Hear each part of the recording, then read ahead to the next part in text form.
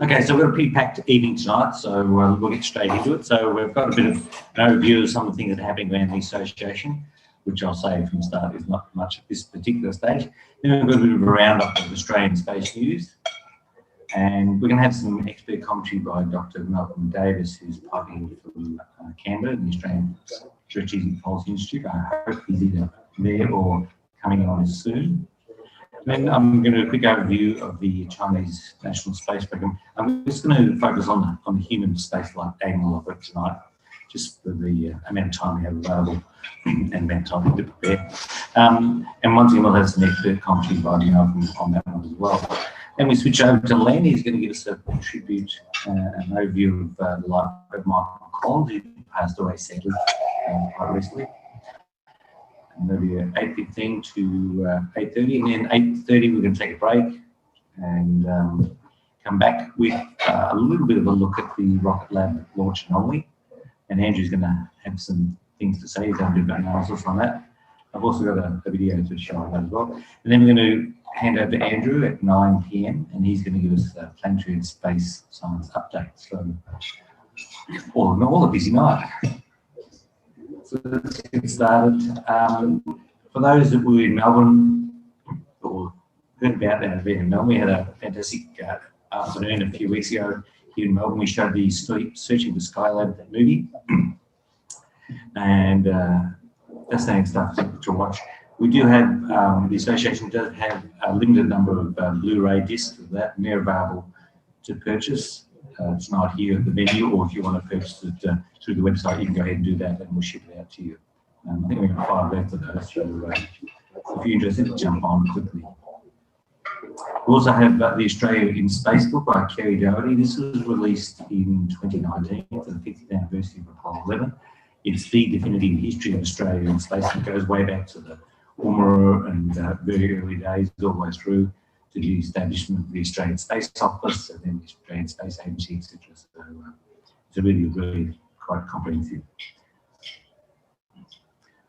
People may recall we have a voucher for a night out in Williamstown at the Williamstown Quest Hotel. If anyone's interested in availing themselves of that, just drop us an email or give us a call. It needs to be used by the 18th of October. We'll do you a good deal. And you can take your beloved or somebody else. Leave the beloved at home and take you. And as I said in Master and Commence and Sweethearts, may they never meet.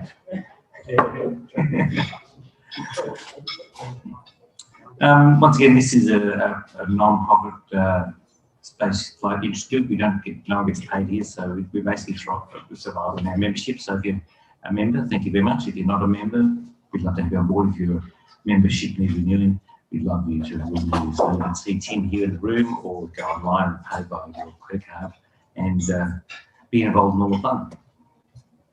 So tonight, obviously, is our May meeting, and the format of that is always the 4th Monday of the month, except for December.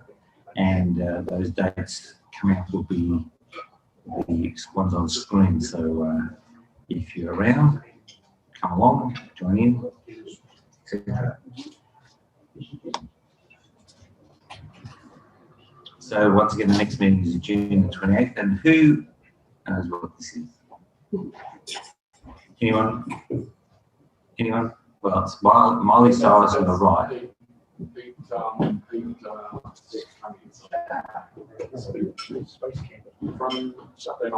Saturday Night Live, yeah. Elon Musk did a Saturday Night Live skit. And yeah, so it's Miley Cyrus on the right, and I can't remember the other one's name. It was big money. You can look it up on YouTube if you're interested. Okay, so we're just going to do a quick roundup of Australian space news. This is far from comprehensive, but it's a few little tidbits, and we thought you might be interested to get across that. So the Defence Department has formally established a new space division. It's not a space force at this stage, anyway. So they're establishing the space division. Space division headquarters will be established within the RAAF in early 2022. And will be led by Air Vice Marshal Catherine Roberts. Just to put it in the American context, that's a 2-star rank. A 2-star rank. Is that good or bad? All theirs are generally led by 4 stars. Oh, okay. So, since they're saying there'll be a new domain and will play a critical role in supporting the defence's multi-domain operations. So obviously space is going in all different parts of the economy and the strategic and defence situation. So this quote here, I won't read it out, but as we all know, space is used daily, and obviously it's a very important part of what the Defence Department does and how we manage defence and all the other activities that they do. And so they they're committed to invest approximately $7 billion in space capabilities over the next 10 years, helping to facilitate access to space services and geospatial information. So, is anyone seen For All Mankind? Yeah, okay. A small rocket launch site beginning okay by the Queensland government up at in the Whitsunday Islands. So they're going to grow the Australian space industry. Apparently, they've done an environmental impact statement. They've also got apparently agreed from the local Indigenous populations. So good luck. The announcement follows a technical environmental study commissioned on that point, which is concluded that it is suitable for small-scale satellite space launch vehicles. So I've got a little map here that I didn't know where Point Abbott was. So there it is, sort of between Cairns and just south of Townsville. And I've zoomed in here a little bit, so that's the, on Google I sort of thought, well, what's the situation relating to the launch site and the Barrier Reef? So this is a Google Maps kind of representation of the parts of the Barrier Reef. So that's about 40 to 50 kilometres, sorry, 20 to 30 kilometres off the coast is the first part of the reef itself. So not sure what their metrics are with regard to first stage boosters dropping in the water, or there are major military facilities in Townsville. Yes. Yeah, so that would probably be the nearest place. Is there a naval base up there? Is that just the Wales? Army, no, it's Army and Air Force. It's a major Army base. Where a lot of Townsville, a lot of Black Hawks there. So apparently Gilmore Space are pretty interested in this, so we'll see what they're going to be doing. So it kind of fits their model of their launch vehicle sizes. So watch this space. The 2020 Carnarvon Space Festival is happening on the 31st of July, and it'll be the official opening of their new display, which is a full-size lunar module model. It's the only replica of its type in Australia, and it coincides with the 50th anniversary of Apollo 15, which Tim's doing a presentation on. Oh, I haven't said yes yet. What are we thinking about Apollo 15? Oh, come on, you know everything else. You want to ask someone else what's the questions that they ask you. So there'll be a cocktail party, special guests and more. Tickets will be on sale soon. They're saying at their website, their business centre, but I think I'll fly there to get a ticket. So just to give you an indication, unfortunately. That's Melbourne.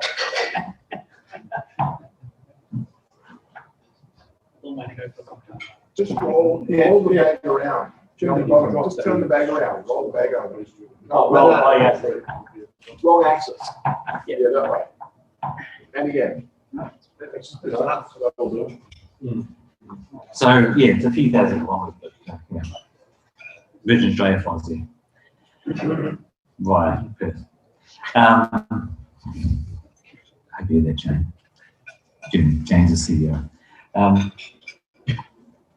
So they just posted a few update pictures of the construction of this lunar module on their Facebook page, which I thought was pretty cool. Actually, it looks rather solid and substantial. So there we go. Maybe they'll contract for the moon landing contract. So they've been pretty active over there. I mean, it's quite a remote location, but they've got a lot of backing from the state government and also the local council. So they had the official opening in 2012, but then they had Andy with Buzz Aldrin that was with, and then Andy Thomas for the phase 2, Phase 3 was 2016, and now they're phase 4. So with these little modules, so they've got 6 Apollo experience. So actually, Julian, who's online, but he's muted, went up there. So I think he gave a presentation a couple of years ago, or a year ago. Yeah. Right, Julian? Yeah. So the space industry rockets ahead. 26th of March this was, which was just after our last meeting. So the Minister for Industry, Science and Technology, Canberra, has announced the granting of the first ever launch facility licence. So that's for Southern Launch. And they're located in South Australia. We did a bit of a presentation. I actually had the CEO on one of our meetings about a year ago, I guess now, wasn't mine. So it's a major milestone. The South Australian government are very proactive. They've got a space department, like a space department that they sponsor and support local industry. South Australia is also very defence industry oriented as well, so I guess it fits into their kind of sector over there. So have you ever visited a centre there in South Australia? Actually, no, I was in South Australia the other week. I went to go and you have to book online, so I said, oh, fine. Bookings were all booked up until the end of June. So, not sure exactly what it is, but so that's just a little bit of the space, Australia space news for this month. So we're going to do some global news. I'm not talking about this, but this is the SM-15 Starship that landed and didn't blow up, so there's news. But NASA's got a new administrator, Bill Nelson. He was sworn in as the 14th administrator in May the 3rd. And he was sworn in by Kamala Harris, the Vice President, and he served in the US Senate for 18 years. He's from Florida, and he also served as payload specialist on STS-61C in '86. That was the last mission just before Challenger blew up, so don't support there. So this is him in space. We can get younger, but anyway. So yeah, do well. So this is interesting. He had a presentation with Congress, an appropriations hearing, and he held up this photograph of the Chinese rover of the lander on Mars. So saying basically we could get our act together, and this is a major challenge to our American leadership in human spaceflight. So get right out there. So Virgin Galactic completed its first ever space flight from New Mexico. So that just happened on the 22nd of May. The Unity spaceship completed the first ever flight from New Mexico. 2 pilots reached an apogee of 55.45 miles by ground, so I didn't have time to convert that. So they're saying, excuse me, it's a meaningful step in their commercial space travel development. I've got a quick little video here. We can run. Goes about 3 minutes. That's pretty good, actually. 3, 2, 1. Release. Fire.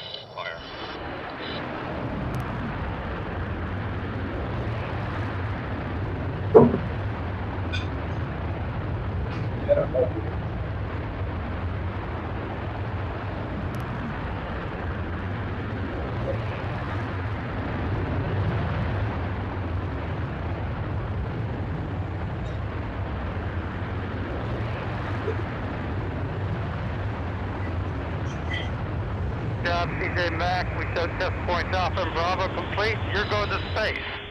Again.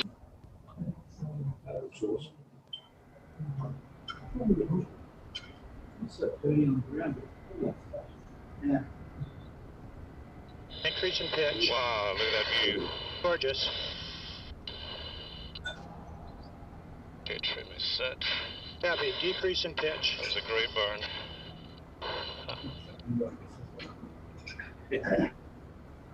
Southeast Center fully deployed. Point Charlie complete. This is so cool. Yep. There's the Sea of Cortez over there. I can see the Baja Peninsula, Dave. There's apogee. Silence of space. Yeah. amazing colors. Resetting entry trim. Happy.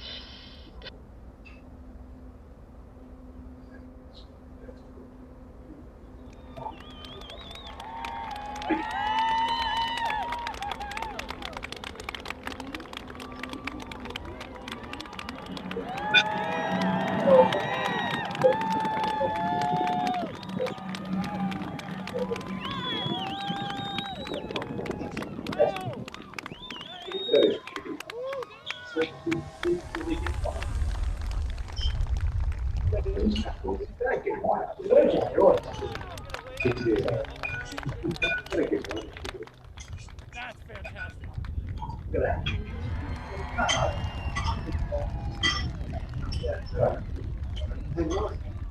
Did you have to pay? Did you have to pay? Well, that's good. So the head of the Australian Space Agency actually was also the head of Virgin Galactic up there in Canberra. So He hasn't made a comment, has he? I haven't heard a comment. No. He's building one up the backyard. Yeah. So Rocket Lab, as people may or may not know, had a problem recently. They launched failed to reach orbit and they lost 2 satellites. So that was on 15th of May. The initial launch, first stage seemed to go quite well, but it occurred less than 3 minutes after the launch from Mahai, after the electrons stage separated, and the 2 satellites, the Black Sky Airline 4 spaceflight, were lost, unfortunately. So they experienced an issue during the launch, and I think it's related to the second stage. So, for those who may or may not know, I'm a big fan of Scott Marley, and he did a video on it, and I thought I might show it to you now.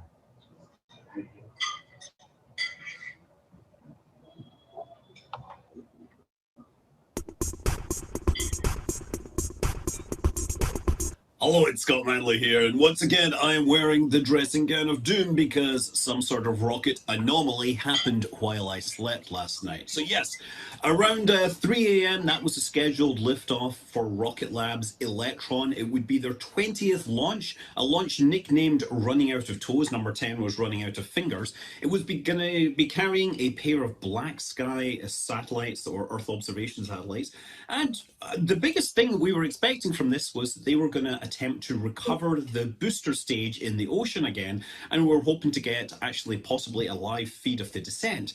Now that never happened. Now the rocket launch was initially delayed and went into a number of holds because the weather wasn't great, but then when it did lift off, it seemed to execute successfully, went through all the launch, performed through max Q safely, main engine cut off, and stage separation, and then the second stage went out of control. Right, it spun out of control. So what do we know? Well, we actually have a couple of cameras on board that gave us pretty much all the information we needed along with the telemetry.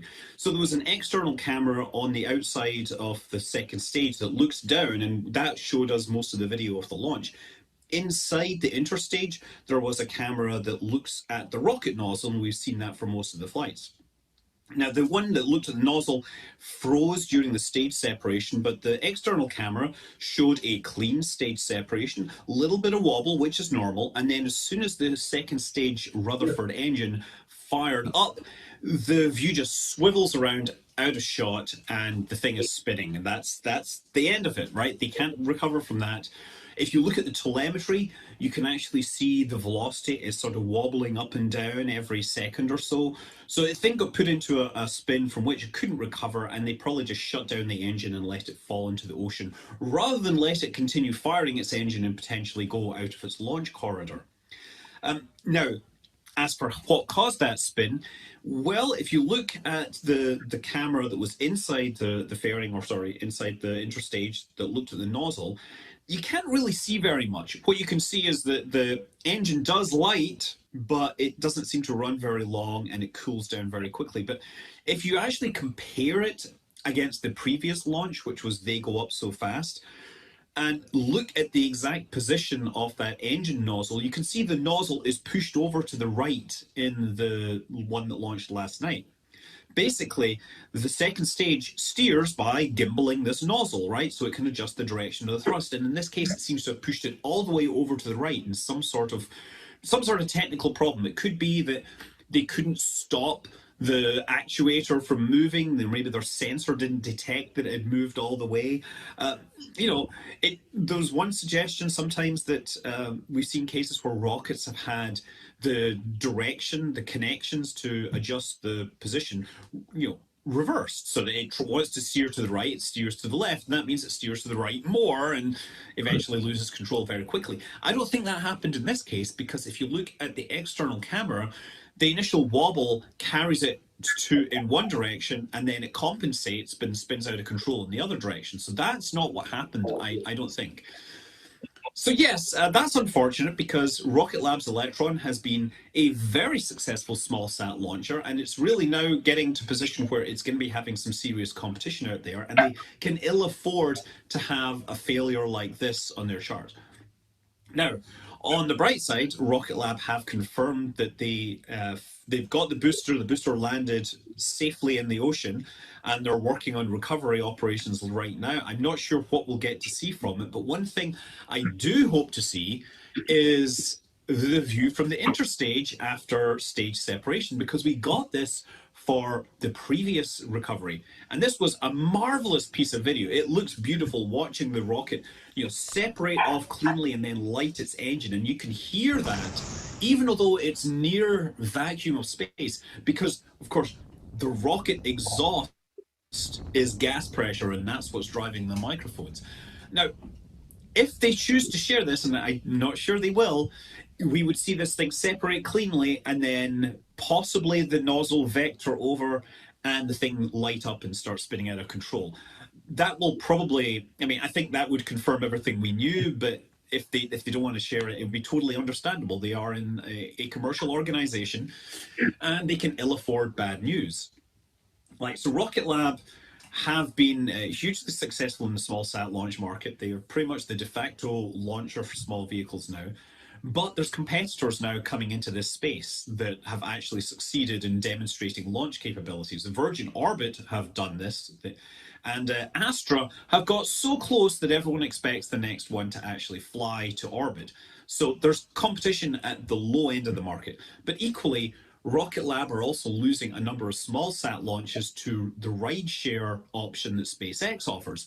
Now, that's not for everyone, right? If you're going on a ride share, it may be cheaper, but you have to fly with a lot of other satellites, which may smell or outgas, as they say in the technical terms, and then you may not get to pick the exact orbit you want. So that works for some people, but it doesn't work for everyone. So it's easy to see that when Rocket Lab announced that they were going to become publicly traded, that the money they were going to get from that was going to be invested in a bigger rocket, the Neutron, which should be able to carry 8 tons to orbit.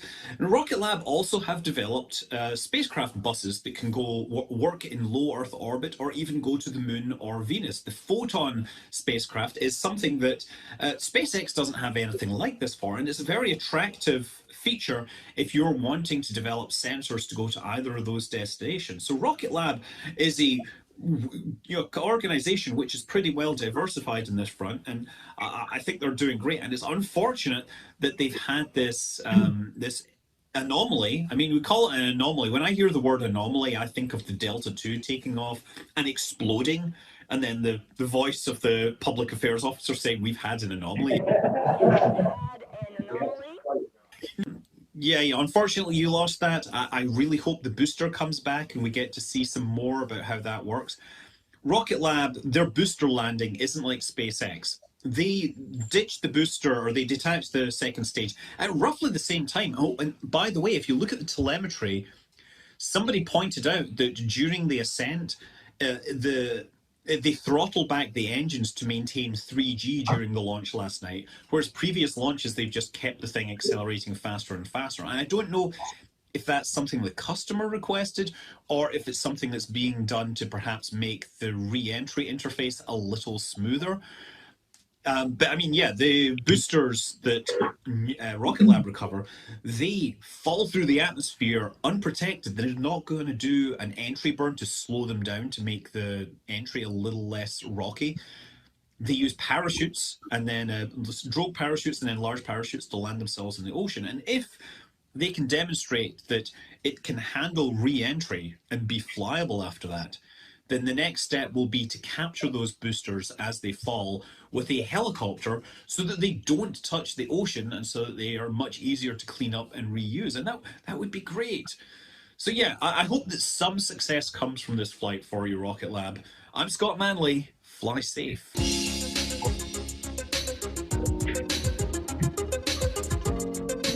So Scott's always been very, so subscribe to his channel. He's pretty confident and good analysis. But I believe Andrew's done some further work on that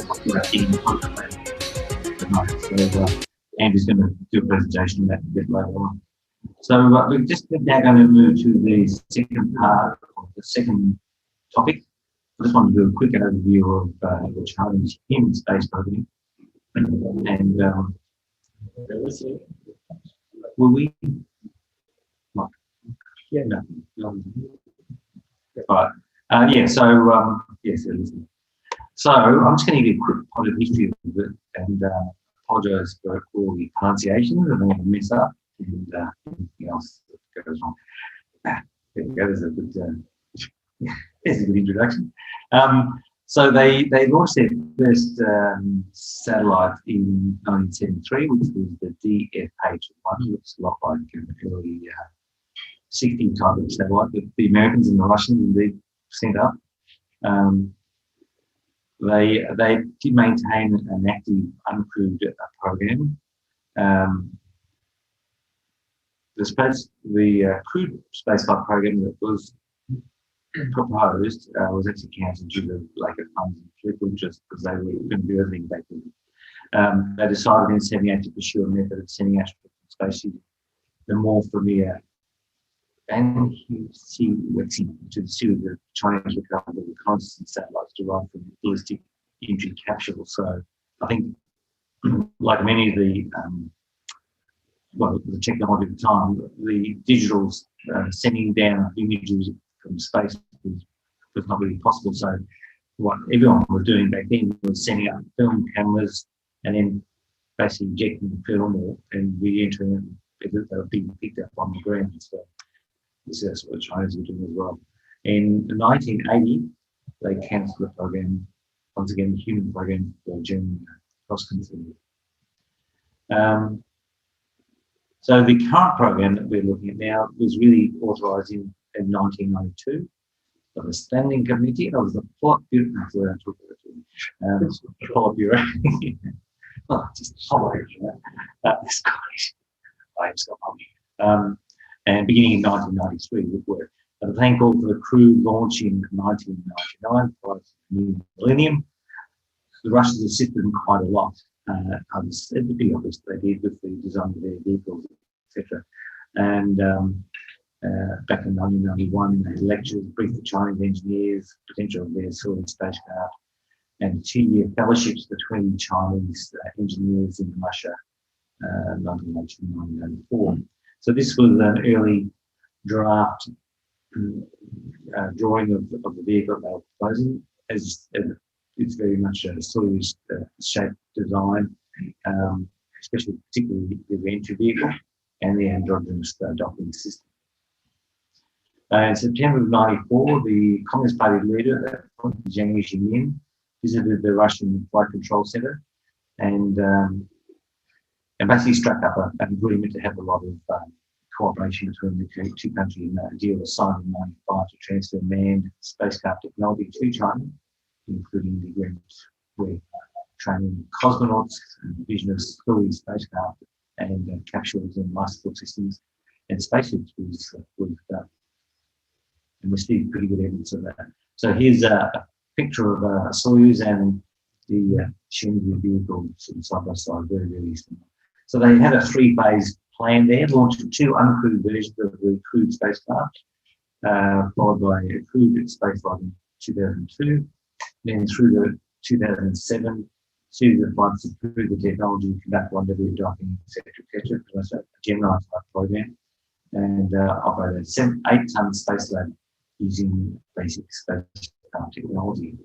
And then phase 3 is will be a 20-ton space station in the 2010-2015 period, with crews being shuffled to it using the crewed spacecraft. The chief designers, Quay Barron and Wayne Zhong, we should have chosen this.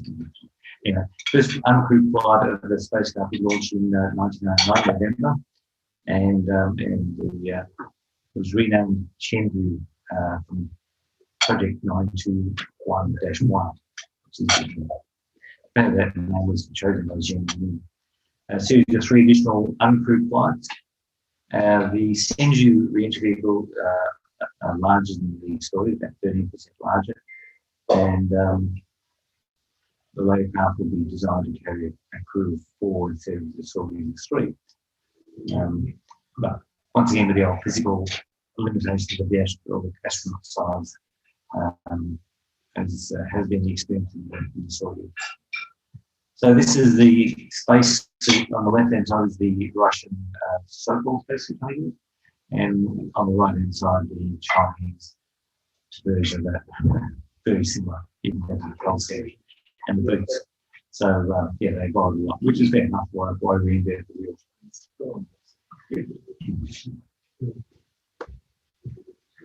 Then they finally did launch their first crew, Yang Lui, and that occurred in 2003. And that's the launch of the vehicle there.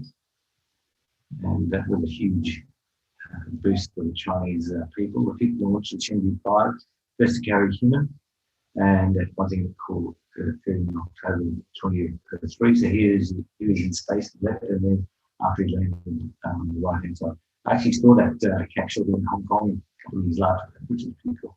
There's a big dent in the side of it. I think it's pretty normal when they land on the ground. So this is a table of the missions that were launched and the timelines of the various activities that they took back in 2009, an unmanned uncrewed test flight, 2001 scientific payload, including a monkey, dog, rabbit, and other animals. I have that in separate categories. And in 2002, carried a test dummy, and December of 2002, carried a test dummy in several science experiments. And then once again, the first Chinese crewed flight was 2003. The next one was 2005 with multiple days in space, 75 orbits of 2 taikonauts. And then 2008, they had 3 taikonauts, first crew and person crew, and first Chinese spacewalk. And then 2011, uncrewed mission rendezvous and docked with the Tiangong space module, the first element of their space station, the first iteration of the station. Shenzhou 9, 3 taikonauts, first Chinese woman in space, which first repeated flight from the crew there. First crewed docking with the space station. And Shenzhou 10, second Chinese woman in space, second crewed docking, once again with that space station. And Shenzhou 11, first and only crewed docking with the space station. Crew set record for the longest Chinese space flight. It's like the Chengdu 2, okay.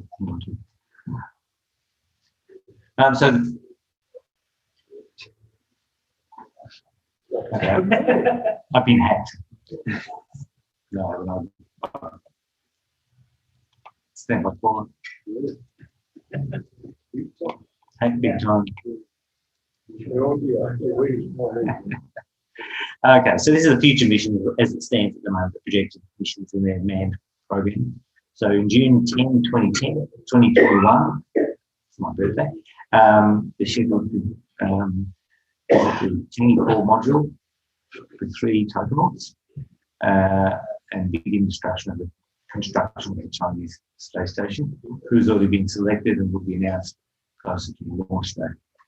And then 2021 in October, continued construction of the space station.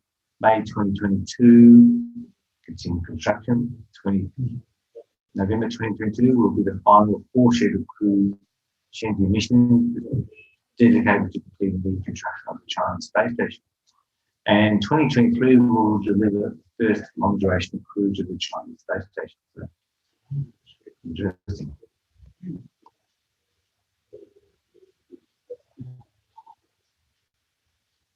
Now, is it received?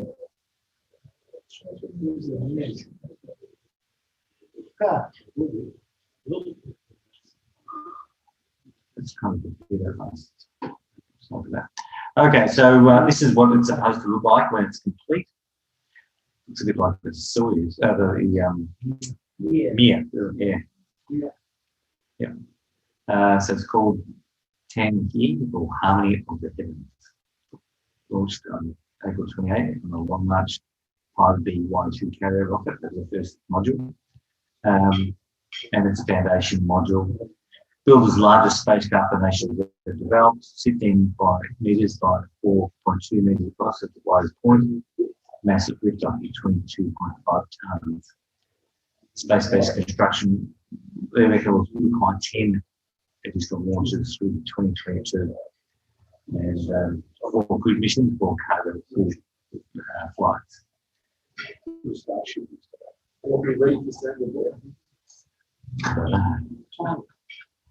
Tom Cruise. Have you got a Starship comparison? Just asking the question. Starship. You space expendable. The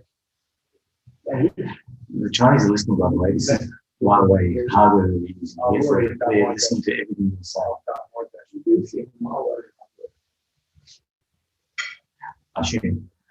We completed the China building outpost will form a T shape, and it would continue the center and the 2 other modules, Wentian and Mingtian, on each side, according to Zhao Zheping, chief designer of the China's crewed space program. And they've also got a new next generation spacecraft in the works. In the China Space Conference 2020, they detailed infrastructure, including new launch vehicle, new generation spacecraft, lunar lander, along with potential lunar orbit module and crewed roving vehicle. Respective mission profile laid out in the presentation involves separate launches for crewed spacecraft and the lunar landing stack. The 2 would then rendezvous and dock once in lunar orbit before descending to the surface. The service module will remain in lunar orbit and rendezvous with the ascent vehicle designed to carry astronauts from the lunar surface. No official word from China on the crewed lunar landing program has been approved as yet. So this might be what we have to look forward to. So they better get their skates together, and at least Biden's keeping the current program going. But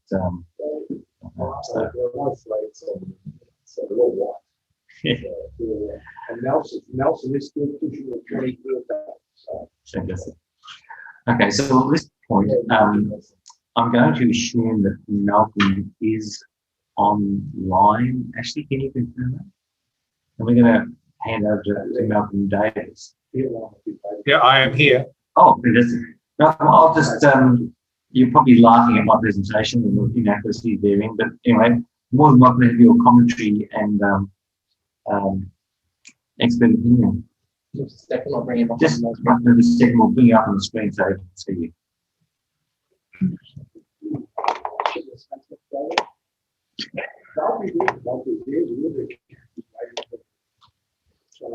Go on. 1 second.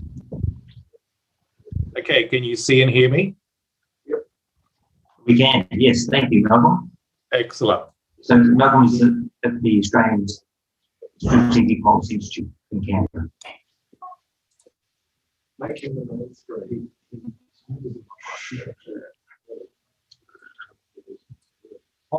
You should be able to see my screen. Good. I think you can. Yes, we can. Okay.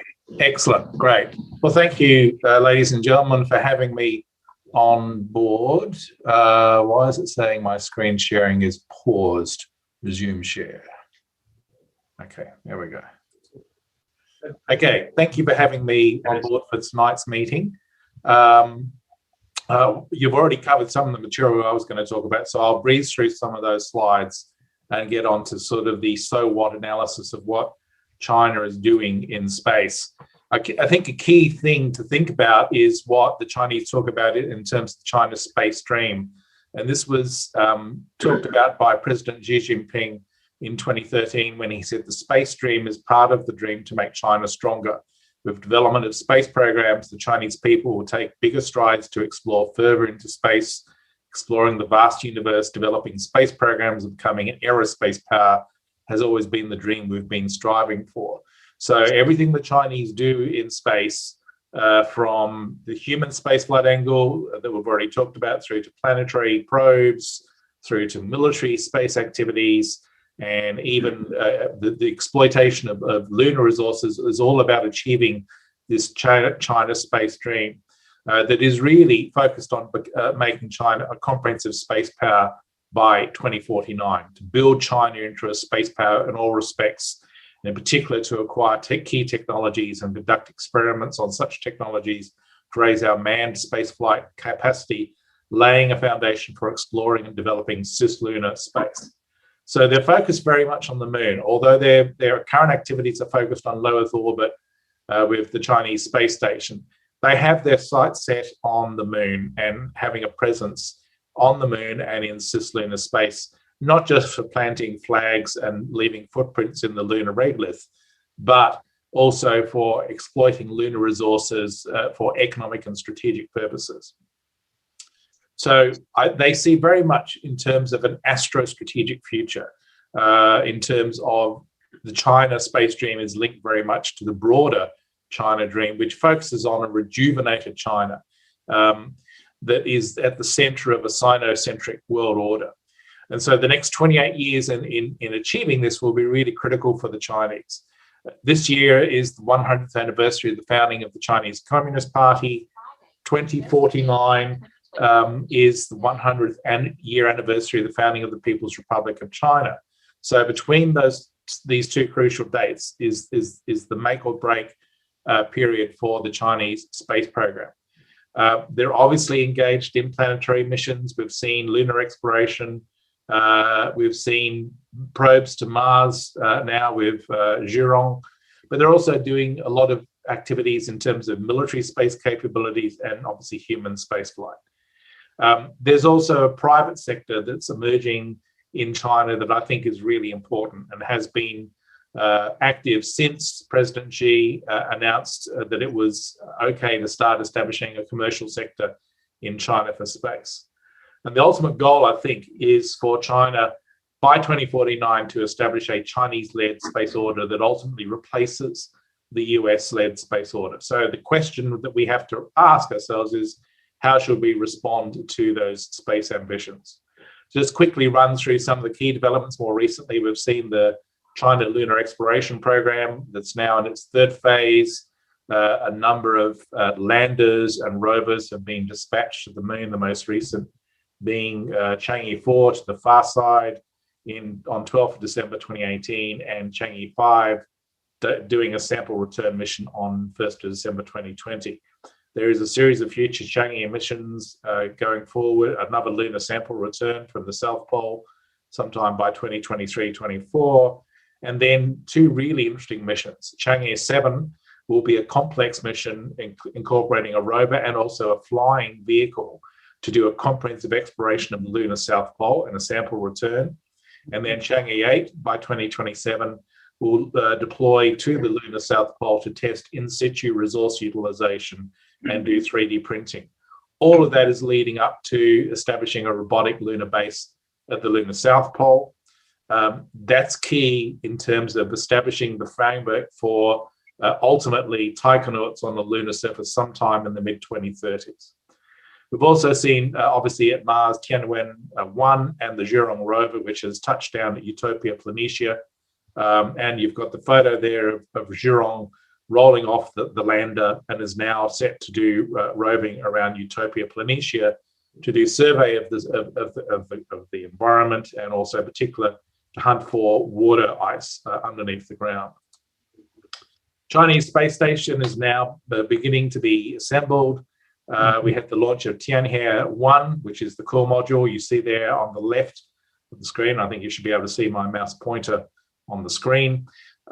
You've got a second module that will, a series of additional modules, Wentian and Mengtian, to launch in 2022, and you can see them there.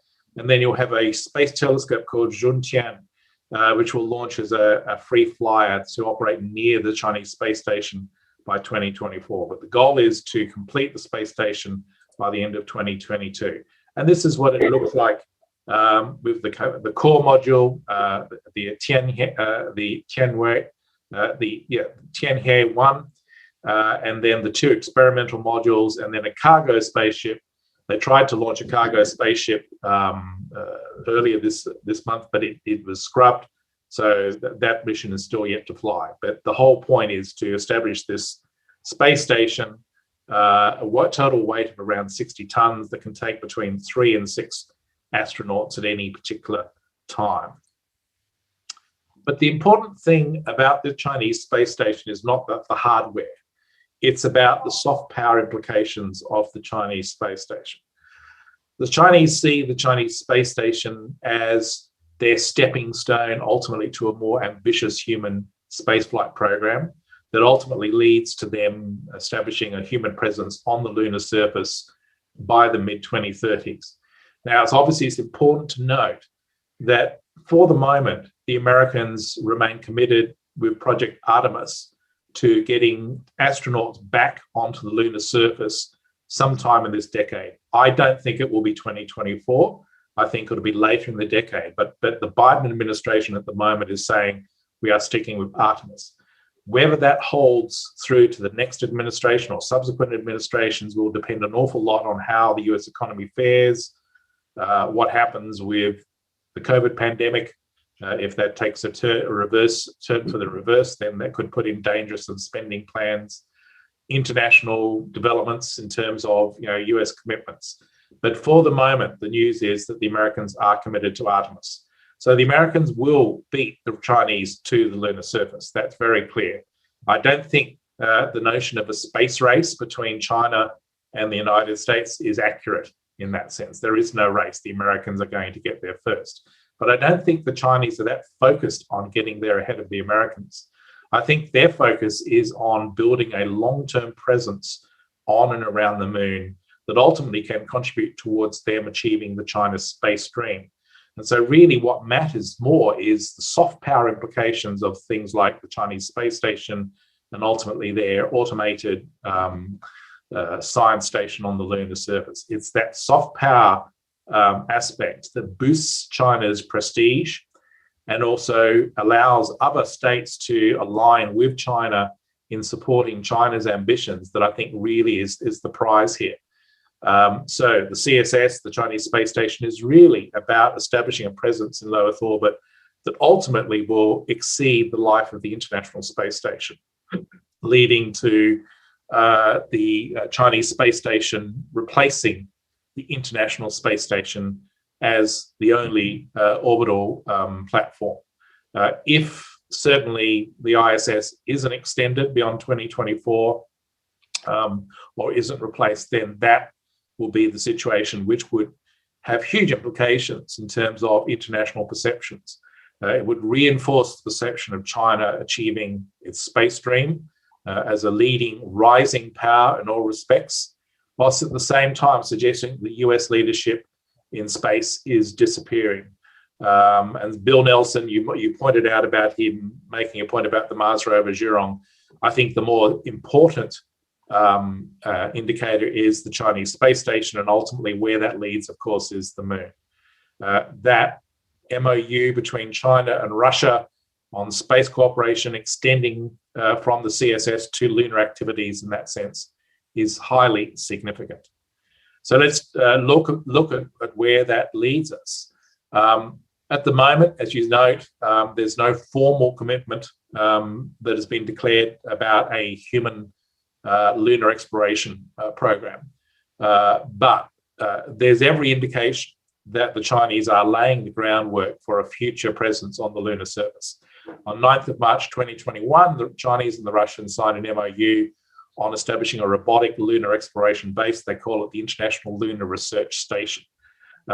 This will be focused very much on in situ resource utilization and ultimately acting as a staging facility to enable and facilitate crewed missions to the lunar surface.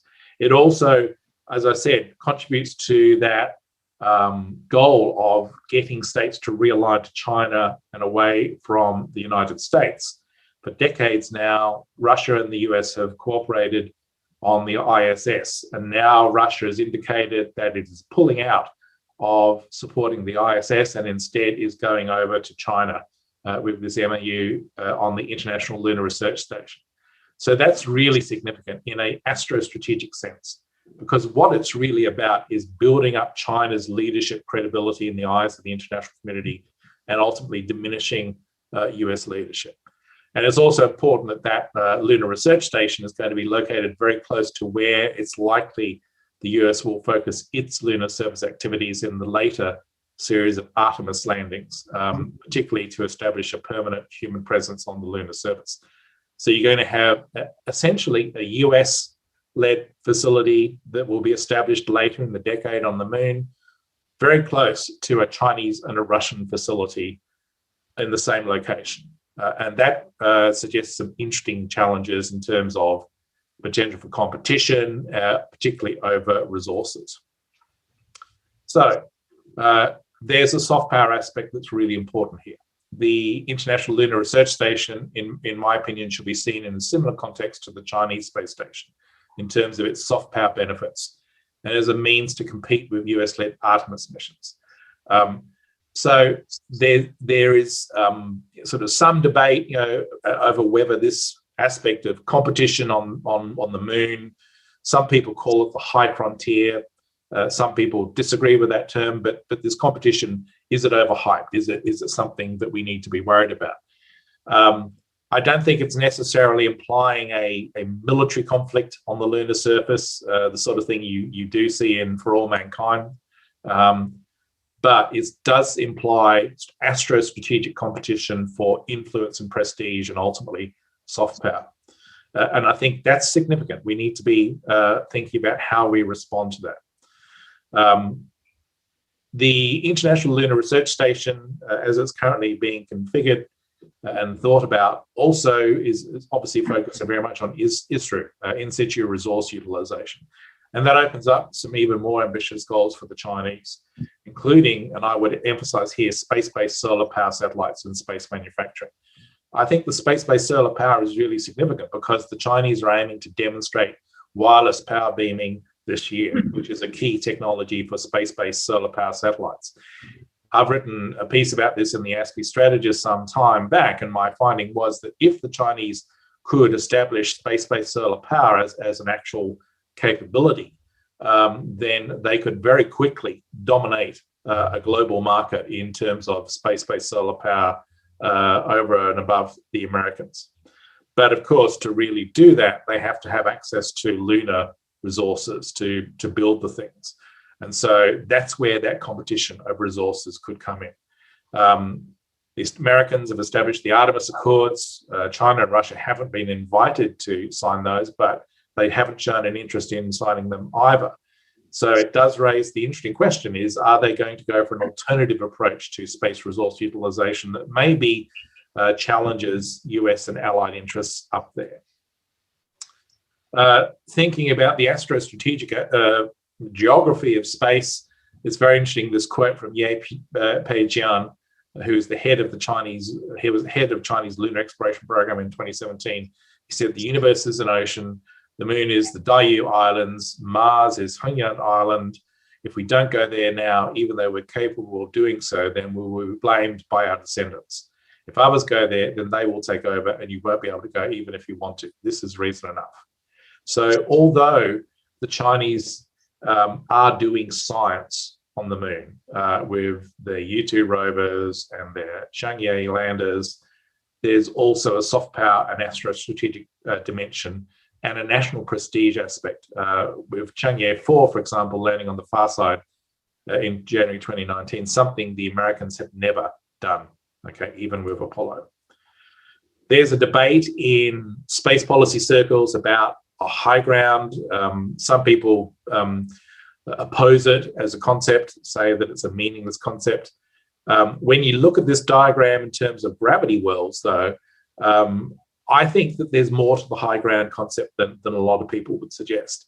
The potential for operating from the moon or from Lagrange points where the gravity well is very shallow compared to the fact that on Earth you have to operate from the bottom of the gravity well, which is very deep, does suggest significant advantages in terms of accessing other parts of the solar system at less cost and more responsibly than operating everything from Earth or from low Earth orbit. So the fact that the moon is now becoming much more significant astrostrategically, I think, is important.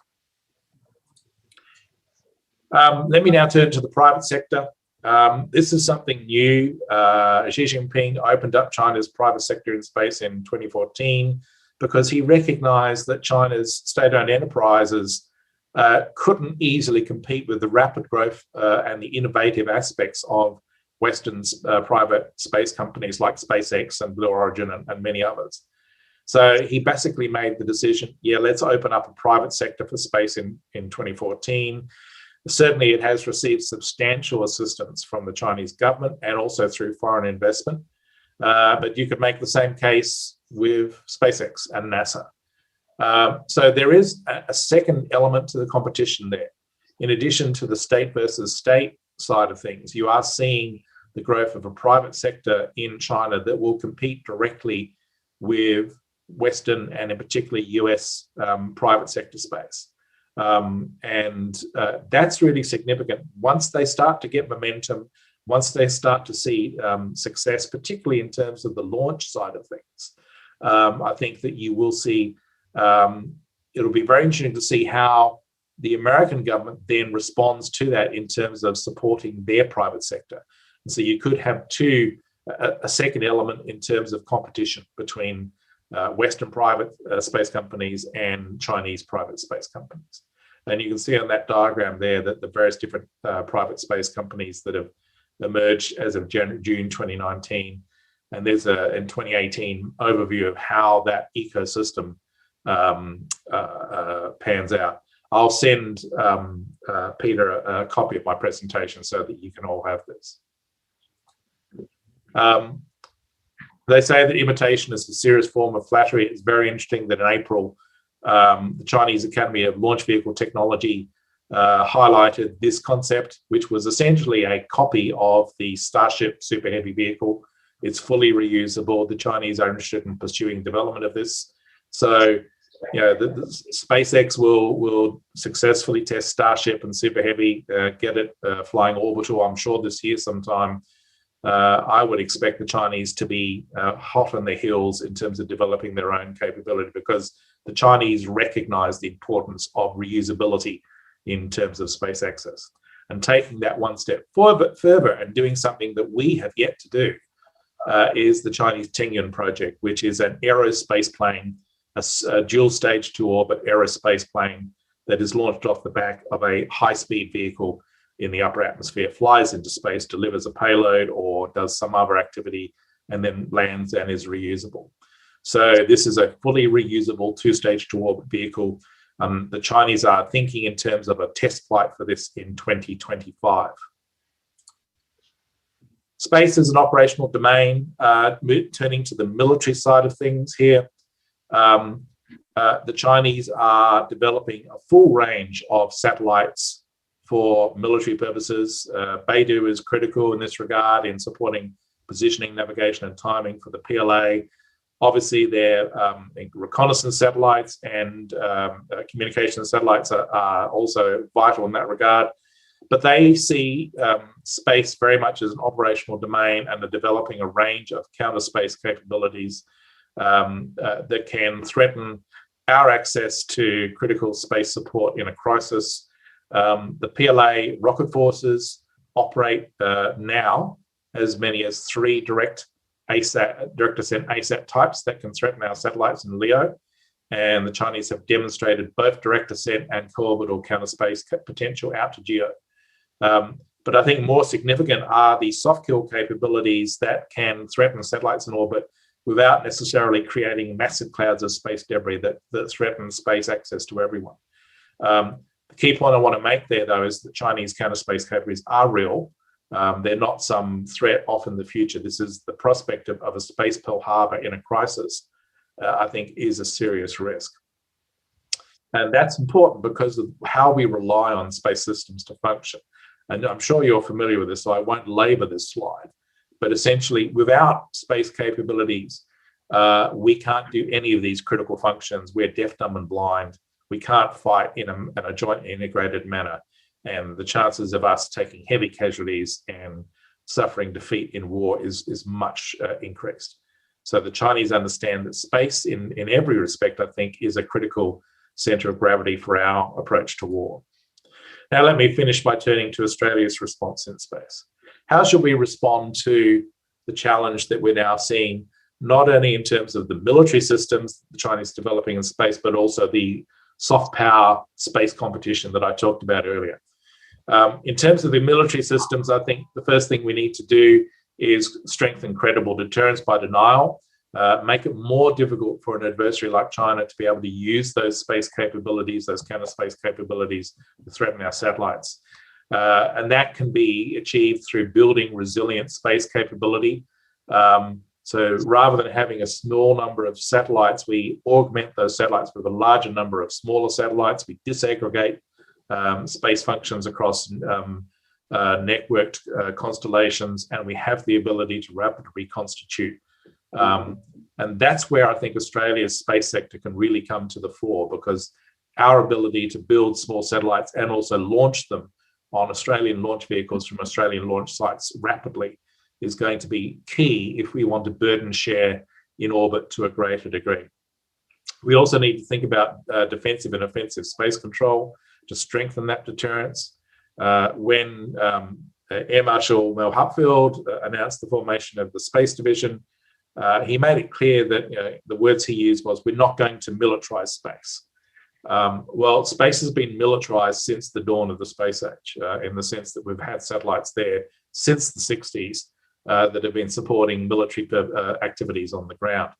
What we're not going to do is weaponize space, but we do need to think about how we defend our critical space access, particularly against Chinese counter space capabilities. That also implies we need to enhance space domain awareness and space surveillance from the ground and through space within the Five Eyes and other alliance partners. That will deny anonymity to actors that are seeking to utilize soft kill capabilities in the grey zone. And that would significantly reduce the incentive for a country like China to use those counter space capabilities if they know they can't have that anonymity. Boost space cooperation with allies and partners, but also engage with the commercial sector more widely. I think that's critical. And wherever possible, we should update our legal and regulatory structures and support more international space diplomacy to try and make it more difficult for China and its partners we've seen a number of key developments. Most recently, the Defence Strategic Update Force Structure Plan, which elevated space significantly into its own operational domain. It saw increasing emphasis on sovereign-controlled space capabilities, greater emphasis on space awareness, and the direct mention of space control for the first time. As we've talked about, the funding was increased to $7 billion over 10 years, and there's a number of key projects that will benefit from that. I've listed those there.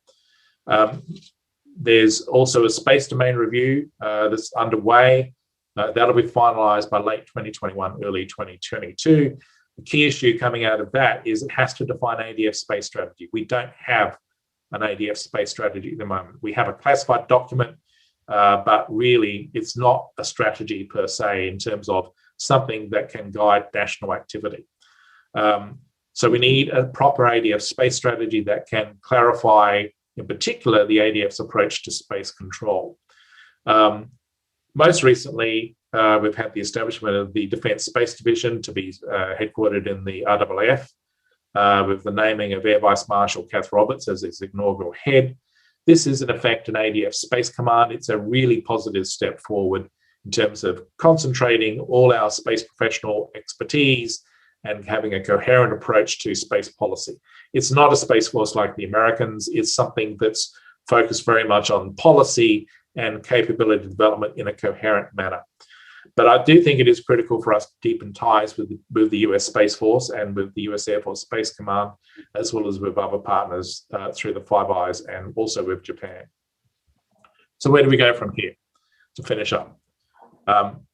We're seeing a more competitive space environment that's going to be out there, both in the region from LEO to GEO that is highly contested, and also further out to the moon, particularly later in the decade when you start to see this astro-strategic competition beginning to pick up in that region. So what should Australia do? The first thing we need to do is build our sovereign space launch capability so that we can actually play a direct role in space rather than simply being a suitable piece of real estate to base ground facilities on. We have to have that ability to do something meaningful about space control, particularly in a contested space environment where we are facing Chinese counter space capabilities. So that means focusing very much on space resilience. Secondly, we should fully support the Artemis project. That would enable us to play a far more substantial role on and around the moon in this decade and beyond, rather than once again simply sitting back and looking from Earth as the Americans go back to the moon. We need to ultimately contribute on and around the moon in terms of an Australian presence.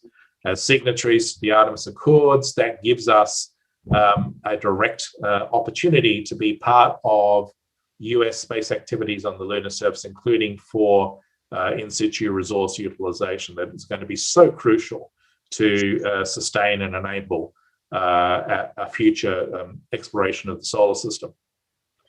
We should also play a continuing role, I think, in the diplomatic, legal, and regulatory efforts to manage and constrain the threat of space weaponization. There's a UN General Assembly resolution, Resolution 7536, that is seeking to discuss norms of responsible behaviour. Australia is supporting that, and I think we need to continue to lead in a diplomatic sense. There needs to be some sort of clarification in a strategic and doctrinal sense on how we respond to counter space threats. There was a CSIS report that came out earlier the year called Defense Against the Dark Arts in Space, which is highly recommended reading. It goes into all the challenges of defending satellites. So when we talk about space control, we actually need to explain, well, what do we mean by space control? And it's not simply looking on from Earth with space domain awareness. And finally, I think there is a case for a national space strategy. The Australian Space Agency released their civil space strategy in 2019. Defence is working on a space domain update. The commercial sector needs to play a much more visible role in strategy. So that really there is a case for bringing together all three and with academia to develop a national space strategy. And we do need to think about the distant future because space activities don't stop at Mars. Okay, we'll get to Mars in the 2040s, but we should be going further. I'll finish there, and I'm happy to talk about do questions and answer.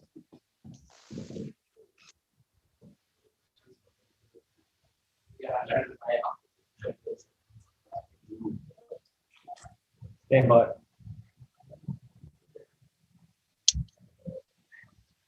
Can you hear me? Thank you. That was absolutely fascinating, Malcolm. Thank you so much for that. I think there's a million questions in the room. I've got a couple, and what we might do, just to make it a bit easier for Malcolm, if you've got a question, maybe come up to the microphone as opposed to me trying to relay it or do it out of the room. Also, I believe actually it's going to allow people to unmute themselves on Zoom to ask a question as well.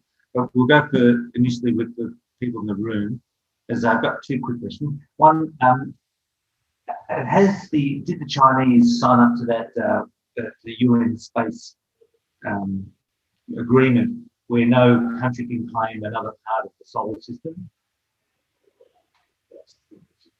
1967. The audio quality is not brilliant. Okay, so I've been struggling to hear what people have been saying, but I think your question was about the 1967 Outer Space Treaty. Is that correct? Correct. Okay. Yes, the Chinese are signatories to the Outer Space Treaty, signed in 1967.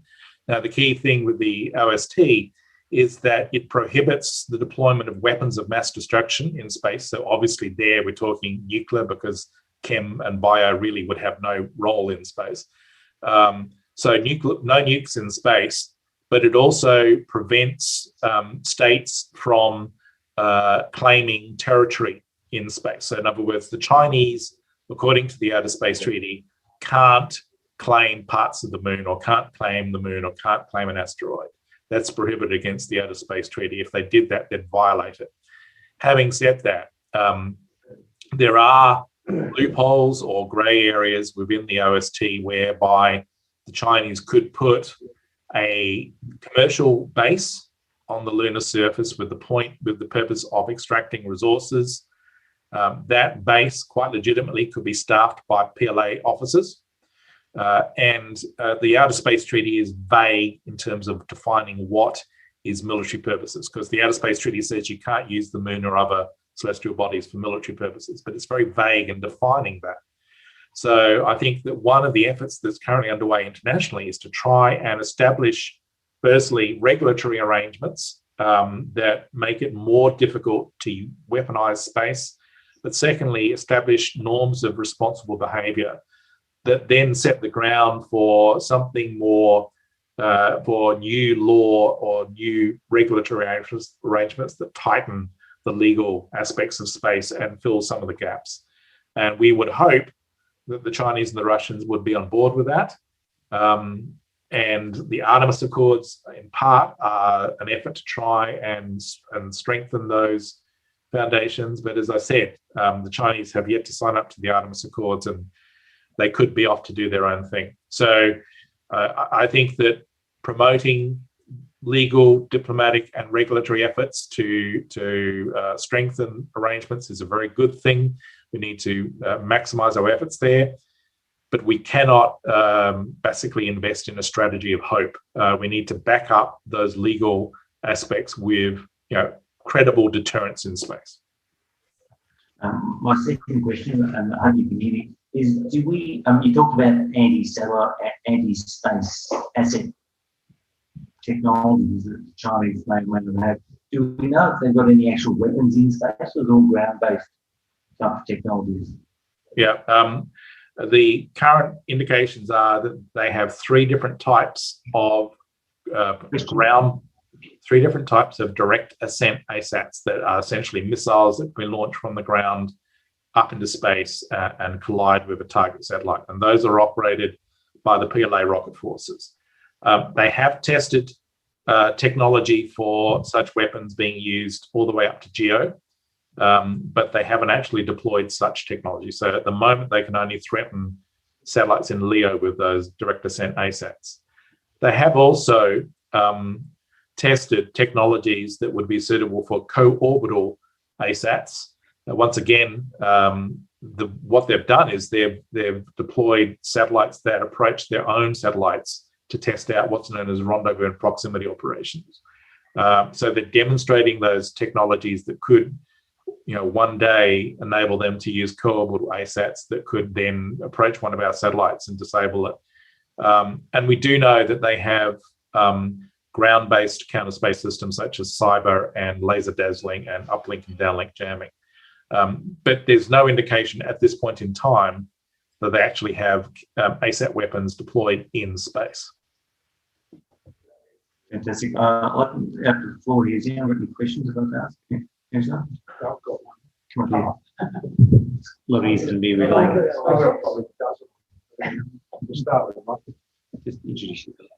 Hi, it's Angelo DeGrazia here. Just a question, if you can hear me properly. Yep. What is the Russian motives for getting independent with China, especially in light of the fact that the Chinese denied putting their space station in an orbit that would allow the Russians to actually come on board? In other words, they wanted to keep it all nice and quiet and and secret. So what is the Russian motivation? I think, well, the Russian focus at the moment seems to be on that MOU regarding the International Lunar Research Station rather than CSS. But I do think that the Russians see their future more with China. China, as they see, as a rising power.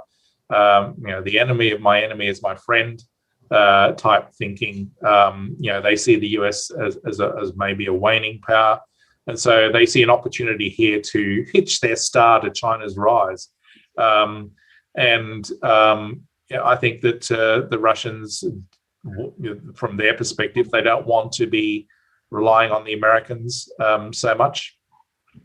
So there, as I said, the focus of the Russians seems to be more on the moon rather than the CSS. I think the CSS is more a Chinese platform, but they want to bring international partners on board because they see that as having a huge soft power benefit. So the Russians probably would be part of that. But you make a valid point about the location of the space station. I think it makes it life difficult for the Russians. Can I ask a second? I've just got a second question. If the Chinese have an outpost at Shackleton Crater, which is what everyone seems to be wanting to do, and the Americans eventually end up there, what's the potential for a dispute, a land dispute? Well, that's a really great question, and it's the stuff of science fiction, but it's becoming real. If you've got deposits of water ice on the moon, and it's all going to be around that area, then you could have potentially disputes. Now, the Outer Space Treaty says you can't claim territory, but at the same time, the Americans signed in 2015 the Space Resources Act, which said that if you can secure a resource on the moon and bring it back to Earth, you can profit from it. So it shoots holes in the Outer Space Treaty in that regard. And then the Trump administration signed an executive order last year, basically saying we're going to take resources from the moon and asteroids and do with them as we wish. So in that sense, although you've got this strong legal framework with the Outer Space Treaty, the actual foundations of that are being eroded as we speak. And I think the Chinese and the Russians are aware of that. And so they're going to exploit it. And that's why the Chinese and the Russians haven't been eager to sign on with the Artemis Accords. So, I think they see the opportunity here to, shall we say, exploit resources in space, and in particularly if the Outer Space Treaty starts to crumble in coming years. Thanks, Malcolm. Hi, Malcolm. David Boyd. Just in regards to the Long March 5B booster that re-entered the Earth recently, there's a great degree of international concern, of course. And I'm curious, the Chinese attitude towards this, is it purely just ambivalence towards the international community, or is it just a lack of technological prowess at this phase of their booster development that they can't do controlled re-entry? Well, I'm just curious about how they would view the perspective of the international community back towards them about the carelessness that the global community sees that act to have had. Yeah, look, I think it is a lack of care. Chinese can do better. They know about the importance of managing their staging and their re-entry of their hardware. There was no need for that in terms of that uncontrolled booster re-entry. But I think they actually might, shall we say, learn from that experience, because they've received a lot of international criticism for that event. And so they'll be more cautious in the future. But it's not the first time where this has happened. There was a launch some years back from a Chinese launch site, where the first stage fell back on a village and devastated the village. And so I think that the Chinese, sort of either don't care, or they are still learning in many respects. But I think in this particular instance, they should have known better, and they should have been more cautious, and to actually just shrug their shoulders and say, well, look, this is just Western criticism of China, attempt to put down China's space ambitions, I think is stupid on their part. It was a huge own goal on their part that they now have to learn from. Anything else in the room? Okay, so if there's anyone out there on Zoom, if you want to indicate, and we'll unmute you and allow you to ask a question. Actually, I can't see what the Zoom thing is.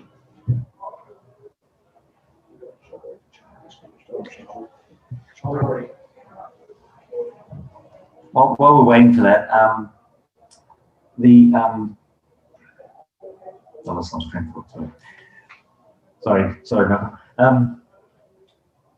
So the Artemis Accords allow for the extraction and use of resources on the moon. Theoretically, if America or China indeed or Russia set up a mining base to extract that ore, that base has its own value and therefore would require security, which therefore would imply a claim on that piece of real estate. Is that not true? Yes, and whilst they can't necessarily deploy combat forces according to the Outer Space Treaty, technically they could employ private security forces, that were PLA officers wearing, commercial uniforms, essentially, so acting as private contractors, and they could try and then protect their claim. So, as I said, this is a legal minefield, and I'm not sure we're quite on top of it at this point in time. We're focusing on responsible behavior in space, but in the meantime, I think there's bigger issues in terms of how we manage the use of space resources that are on the horizon, because once it becomes clear just how much value there is up on the moon in terms of useful resources or on resource-rich asteroids, then suddenly I think that there will be sort of competition. I suppose my one big hope is that there's so much resource wealth up there that there's enough for everyone, and so we just we just can work together to manage it responsibly. But if the resource wealth is perhaps not as great as we're thinking and it's more limited, then the competition would increase. And certainly, I think then the things like the Outer Space Treaty would be tested to see how strong it is. Just one thing you mentioned in your presentation with regard to the Chinese looking to demonstrate the transmission of electric power. What technology is that, and how advanced is it, and has it been demonstrated on Earth? Look, I'm not an engineer, but my understanding with space-based solar power is it's low energy microwave power. So you have these solar collectors up in orbit that collects photons, turn it into microwave power, and then beam it down to rectennas on the Earth, which then send it through the power grid. As I said, I'm not completely up on how it works, but there's obviously some great works coming out of the 70s, because solar power satellites were all the rage back in the 70s, along with solar space colonies and Gerard K. O'Neill's excellent thinking, and they were all dependent on space-based resources to do. But I know that the Chinese are very interested in space-based solar power as a means to control a critical energy technology for the 21st century, particularly in a more, shall we say, challenging energy market due to climate change. So you mentioned For All Mankind that it's just completed the second season. I'll be interested in your opinion of that season. I really enjoyed it myself. Yeah. You detach yourself from a lot of the reality and the logic, but what did you think? I enjoyed it. I mean, there were aspects that I thought it got too much into a family drama soap opera thing, which distracted from the space side of things too often. But as that second season progressed, it got better and better, and I think it was well done.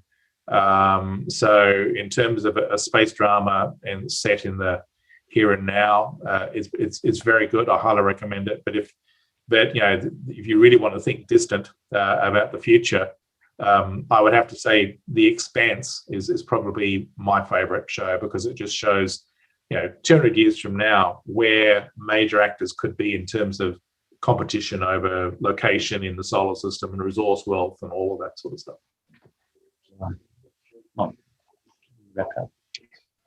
Well, thank you, Malcolm. We might take a break now. Feel free to please stay online, watch the presentation. If you've got any, if you feel like contributing in another area, we're more than happy to speak. This has actually been so wonderful. The connection's been strong. Your insights and your knowledge is exemplary, and we really appreciate your valuable input. And so we'll take a break now, and we'll come back in about 15, 20 minutes, I think. Thanks, Malcolm. And everyone's going to be around.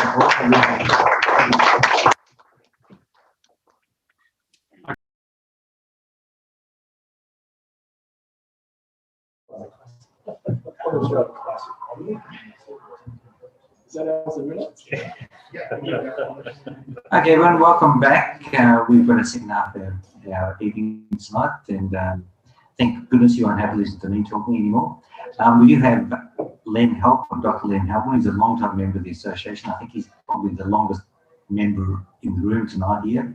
And he's going to, sorry. Angela. No, I'm the longest. Longest. So Len's going to give us an overview and remembering that Michael Collins. I'll hand it over to Len. Thanks, Peter. I just want to say to Michael, when he offered me this, thanks for the great honour. And it's actually more challenging than it seems. You think talking about Michael Collins would be easy, but what can you tell anyone about probably one of the most famous people in history, let alone a bunch of baby boomer space nerds? So I'm not sure what value I'm going to add here. So it was a real challenge to try to come up with a different angle on this. So you'll notice I don't spend a lot of time on Apollo 11 and things like this. It's mainly a collection of pictures and a few little movie clips, which one of them is long, and I'll only just play the intro of it for a reason. But I've tried to think of different aspects of things about Mike. So let's go with it. I'm going to begin here just to be completely different. And I might need your help on this, Angelo, but we're at a nondescript street in Rome, about a kilometre or so from Termini Station. I've had the good fortune to go to Rome a few times. I've never really remembered to go and visit this house, but I draw your attention to the plaque in the middle of the wall near the window, which is the birthplace of Michael Collins. His father was stationed in Rome at the time, and Mike is actually born in Rome, although he's an American citizen. And to the best of my translating abilities, and try not to confuse my Spanish with Italian, I came up with this, and Angelo can correct me, but in essence, that's the message there. It actually does say first man on the moon, but I think they're referring to the mission, not to Mike Collins.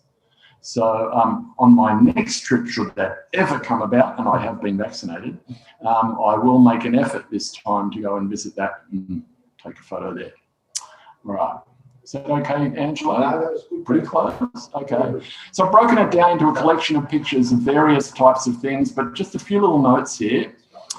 His first assignment was backup crew of Gemini 7. There's not really much I can tell you that you don't already know. He was the pilot on Gemini 10. He was originally the backup crew on Apollo 9 with Borman and Lovell. And in that stage, it was Apollo 9 until they switched the order and it became Apollo 8. But in the interim, he had developed a spinal issue. He had two vertebrae that fused together, and he dropped out of the roster. So he became the Capcom for Apollo 8. So originally assigned to Apollo 9, which became Apollo 8. He got back into the roster after the operation, and Deke told him that he would be on Apollo 11. After Neil already knew. So Neil knew, and then they called Buzz and Mike in and gave them the news. So he was the command module pilot on Apollo 11.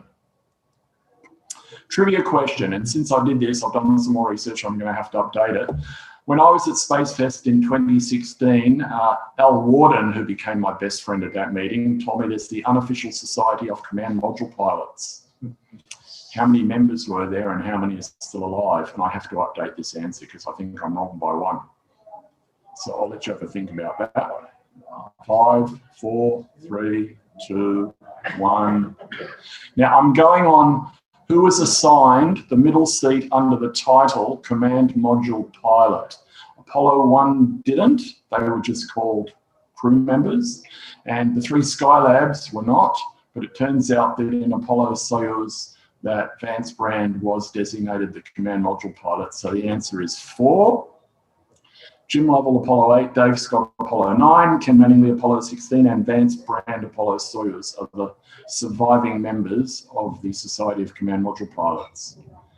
Gemini 10 is probably less well known than Apollo 11, but it occurred to me that as it happens, as history would play out, these two guys were the first two guys to fly solo around the moon. Right, so it was John Young on Apollo 10, and he was the command module pilot, and Mike on Apollo 11. So that's just another different angle about things. I've managed to find a short little clip, if this plays, on Gemini 10.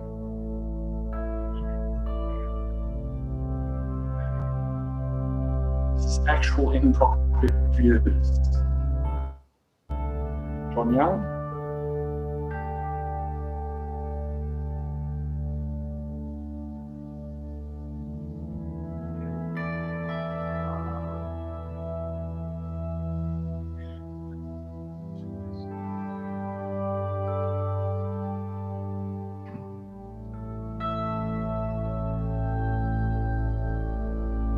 You have to remember how small the Gemini capsule was. We're talking like a Volkswagen, the front seat of Volkswagen.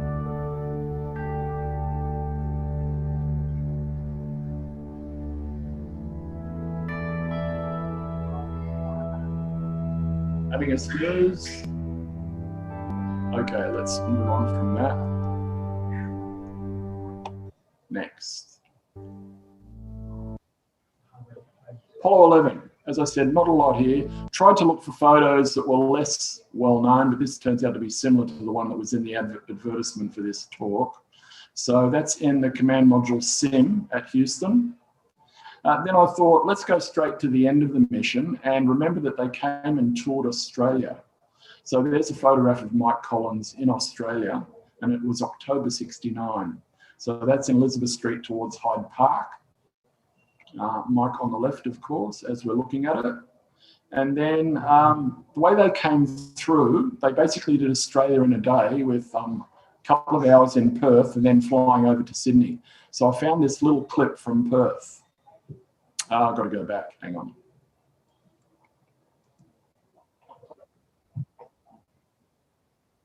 On October the 31st, 1969, Air Force One landed at Perth Airport.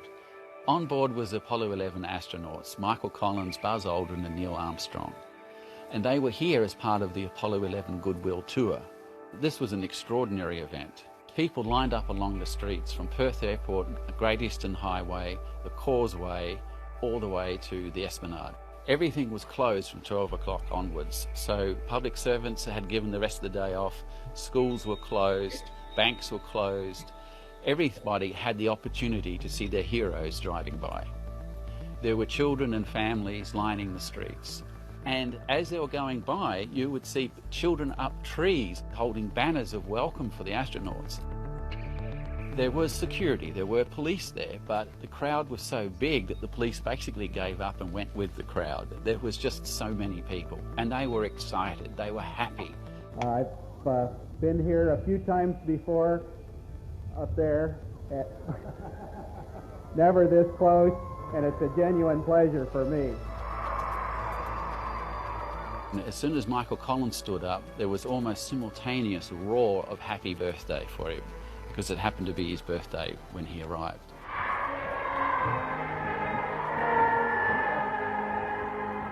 I'll move on from this in the interest of time. After the speeches, there was a ticker tape parade through the city, and every single way that they could throw out streamers, they would find whatever they... His second, probably equal as important role, arguably maybe even more so, was he was the inaugural director of the National Air and Space Museum, part of the Smithsonian collection of museums in Washington. And when he was made the director, the Air and Space Museum wasn't even built. It was scheduled to be opened in July 1976 for the bicentennial. In fact, the scheduled opening date was July the 4th. He actually opened it on July the 1st, 3 days early. And then he retired from that, and he then became what was called an undersecretary for the Smithsonian for 2 years. So he spent a significant portion, in fact, he was the director of the NASM for longer than he was an astronaut. He was an astronaut for 6 years and had 2 flights. But he did achieve one unusual thing. This was another angle I thought of. He spent more time with his command module than any other CM pilot. He spent 2 years with it because he saw it every day on his way to work. For those that don't know, the Apollo 11 command module is sitting in the National Air and Space Museum. So that's a record that no one can touch. So there he is during the construction phase. This is at the opening ceremony. Gerald Ford is standing next to Gerald Ford. There's a device here that had a ribbon cutting thing on it, and you can see the ribbon on the floor. I'll show you a short little movie, very short, of this opening ceremony. I like this photo. This is the director just sitting inside the NASM. I think it's kind of cool. Low res, I'm sorry about that. These are the best I could find. And then later on, when he went to his next job as Undersecretary for the Smithsonian, I have a colorized version of this, but I like the black and white one better. And here we are at opening day of the National Air and Space Museum. The story of powered flight is an American saga. The wonder is that it has all happened within the lifetime and the memory of living Americans. The way they opened it, the Viking lander was in orbit around Mars at that time. We took the arm off their engineering model and put it out on the terrace with the ribbon going through the end of it. And then when the time came, they sent a signal to Mars to activate the arm. And we were prepared to cheat. We had a guy in the back with a button to push if it happened. But right at the exact second, a little puff of smoke came out and the ribbon burned through. And there's Mike Collins' picture of him standing next to it, looking at his watch and worrying. Okay, so and the president yes, with him. The Viking probe had something to do with cutting the ribbon for the opening. I thought that was an interesting thing to find. Let's move on. Just photos of family life. A lot of them are from the Life magazine shoot. I think I've got a copy of the original Life magazine back home somewhere. Some of them I haven't seen before.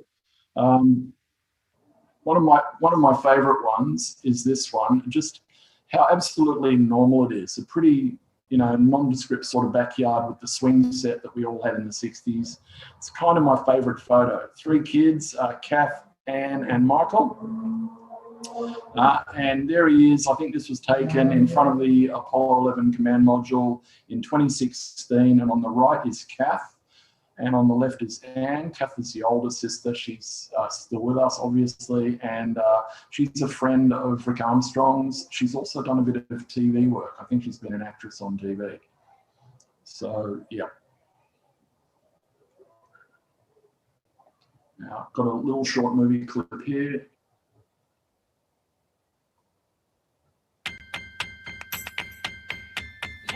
My coming in to being an astronaut was sort of a stair-step program. I had an opportunity to go to West Point, which was a free education, and that was a very important consideration.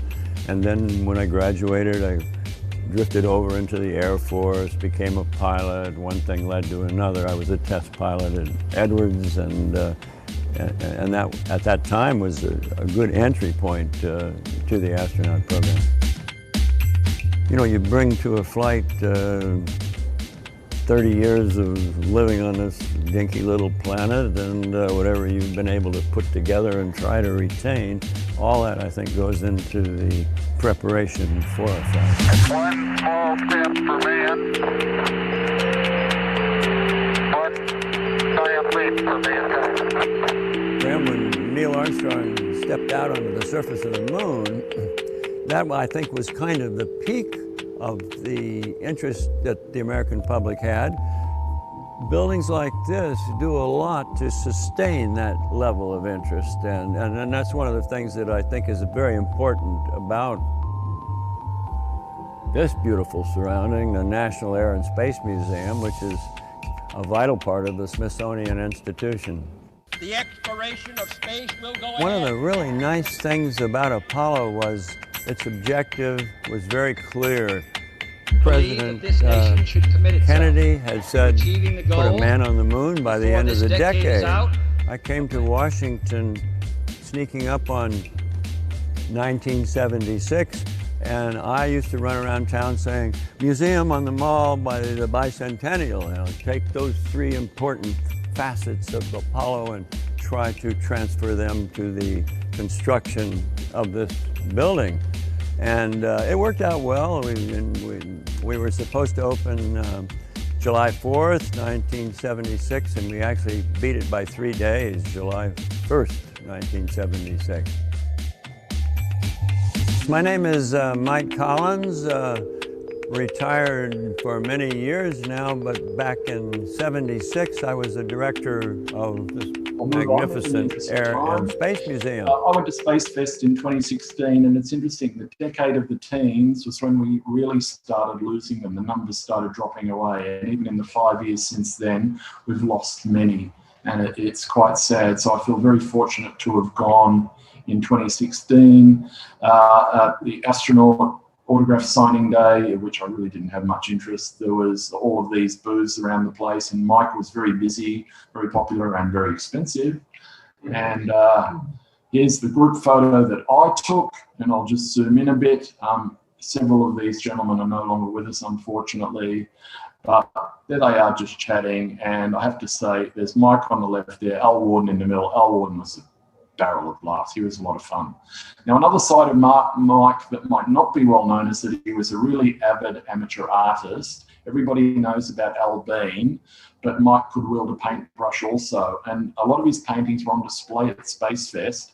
And I noticed this one in particular. So I took a handheld with my camera of this photo. And it struck me straight away because this was 2016, and 30 years earlier in 1986, I had visited the Everglades and I took this photo with my camera. And that sort of freaked me out a bit, and I thought, wow, what a coincidence. So pretty cool. And just to show that I was there, I won't dwell too long on that, but yes, I got to meet Mike. Notice the shirt. He either only had this shirt or he had many copies of this shirt, because it looks brand new there. Of course, the books, he's well known for Carrying the Fire, but he did do 3 other books. Carrying the Fire, I haven't read it in many years, but I did a little bit of rereading of sections of it for this presentation. And it occurred to me that one of the expressions he's most famous for is amiable strangers. And a lot of people think, those that have heard of it think that he might have been asked, what was your view of the Apollo 11 crew? But actually, that's not the way it came about. I reread the section in Carrying the Fire, and it came about like this.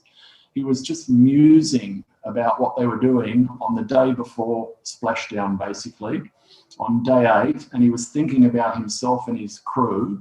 And to quote from the book, I wonder at the lack of communication, or at least a strange form of communication among the 3 of us. We seem to speak only of technical minutiae. I wonder whether all Apollo crews are satisfied to remain amiable strangers. And then he went on to talk about the Apollo 12 crew, because he's writing this from 1973, after Apollo is finished.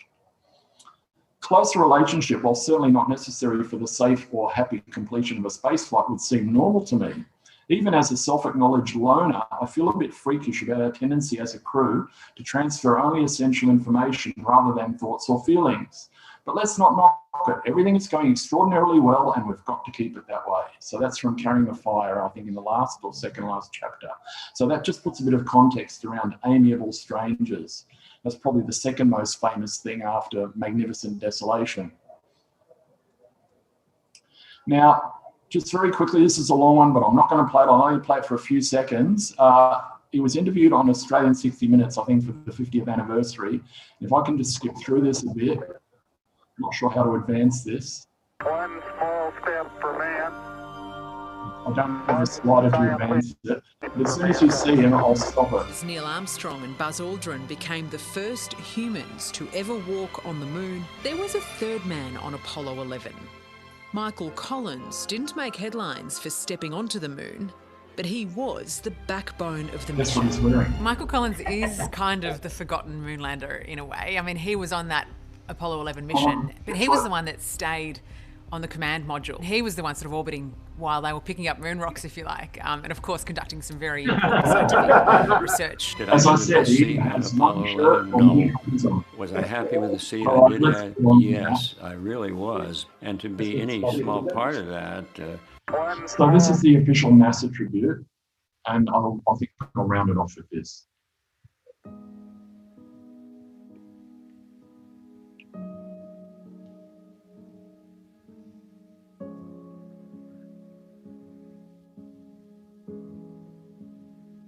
Gemini was a vital, a bridge, a link between Mercury and between Apollo. So Gemini's primary job was to work out all the technical details to bring two spacecraft together in Earth orbit, and then to keep two people in Earth orbit for 14 days. The spacewalks of Project Gemini were needed to prove that everything would be okay on the surface of the moon. The prime crew now departing from their crew quarters here at the Kennedy Space Center. Astronauts Neil Armstrong, Buzz Aldrin, and then finally Mike Collins. Columbia, this is Houston, AOS, over. Houston, Columbia on the high gate, over. Roger, the EVA is progressing beautifully. I guess you're about the only person around that doesn't have TV coverage of the scene. That's all right, I don't mind a bit. 50 or 60 years from now, I think we'll be doing amazing things that we're not able to predict with any accuracy whatsoever today. People have this curiosity. They want to know about the universe. They want to know more about how it works, how it affects their lives. And I think that's it. I'm only 3 hours and 27 minutes over, so that's not too bad. So thanks, everyone.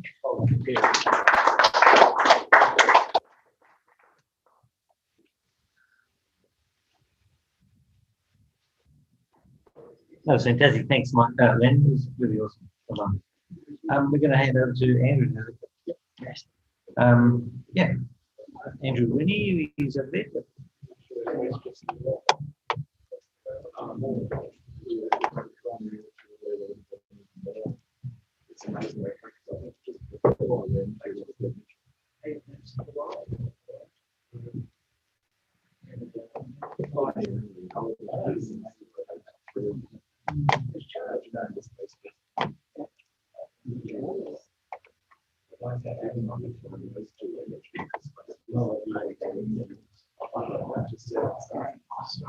She's the one that you're doing first.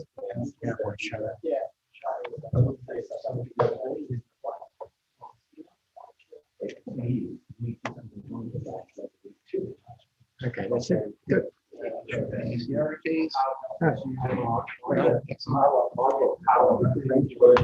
Thank you. Well, greetings, everyone.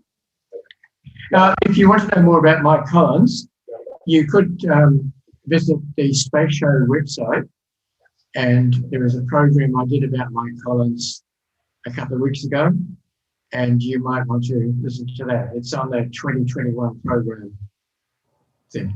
All right, space science news and a few other things. So I heard Angela wasn't presenting, so I thought, okay, I can cheat a bit. And okay, we're going to start. We're going to go wishing way out to the ends of the galaxy, so the ends of the universe, and then flutter around through the universe in that way. So, from New Horizons, surprising finding. New measurements of the sky's blackness show there's more light than be accounted for by the known galaxies. And the question is, where's this light coming from? Now, you've got to realize that how dark the sky appears depends on where you are. I can remember as a kid lying on my back, looking up thing and seeing these two white patches in the sky. And I later learned they were the clouds of Magellan. But you can't see them in Melbourne. No, you can hardly see any stars at all. Anyway, if you're near the Earth, there's a lot of the universe you can't see.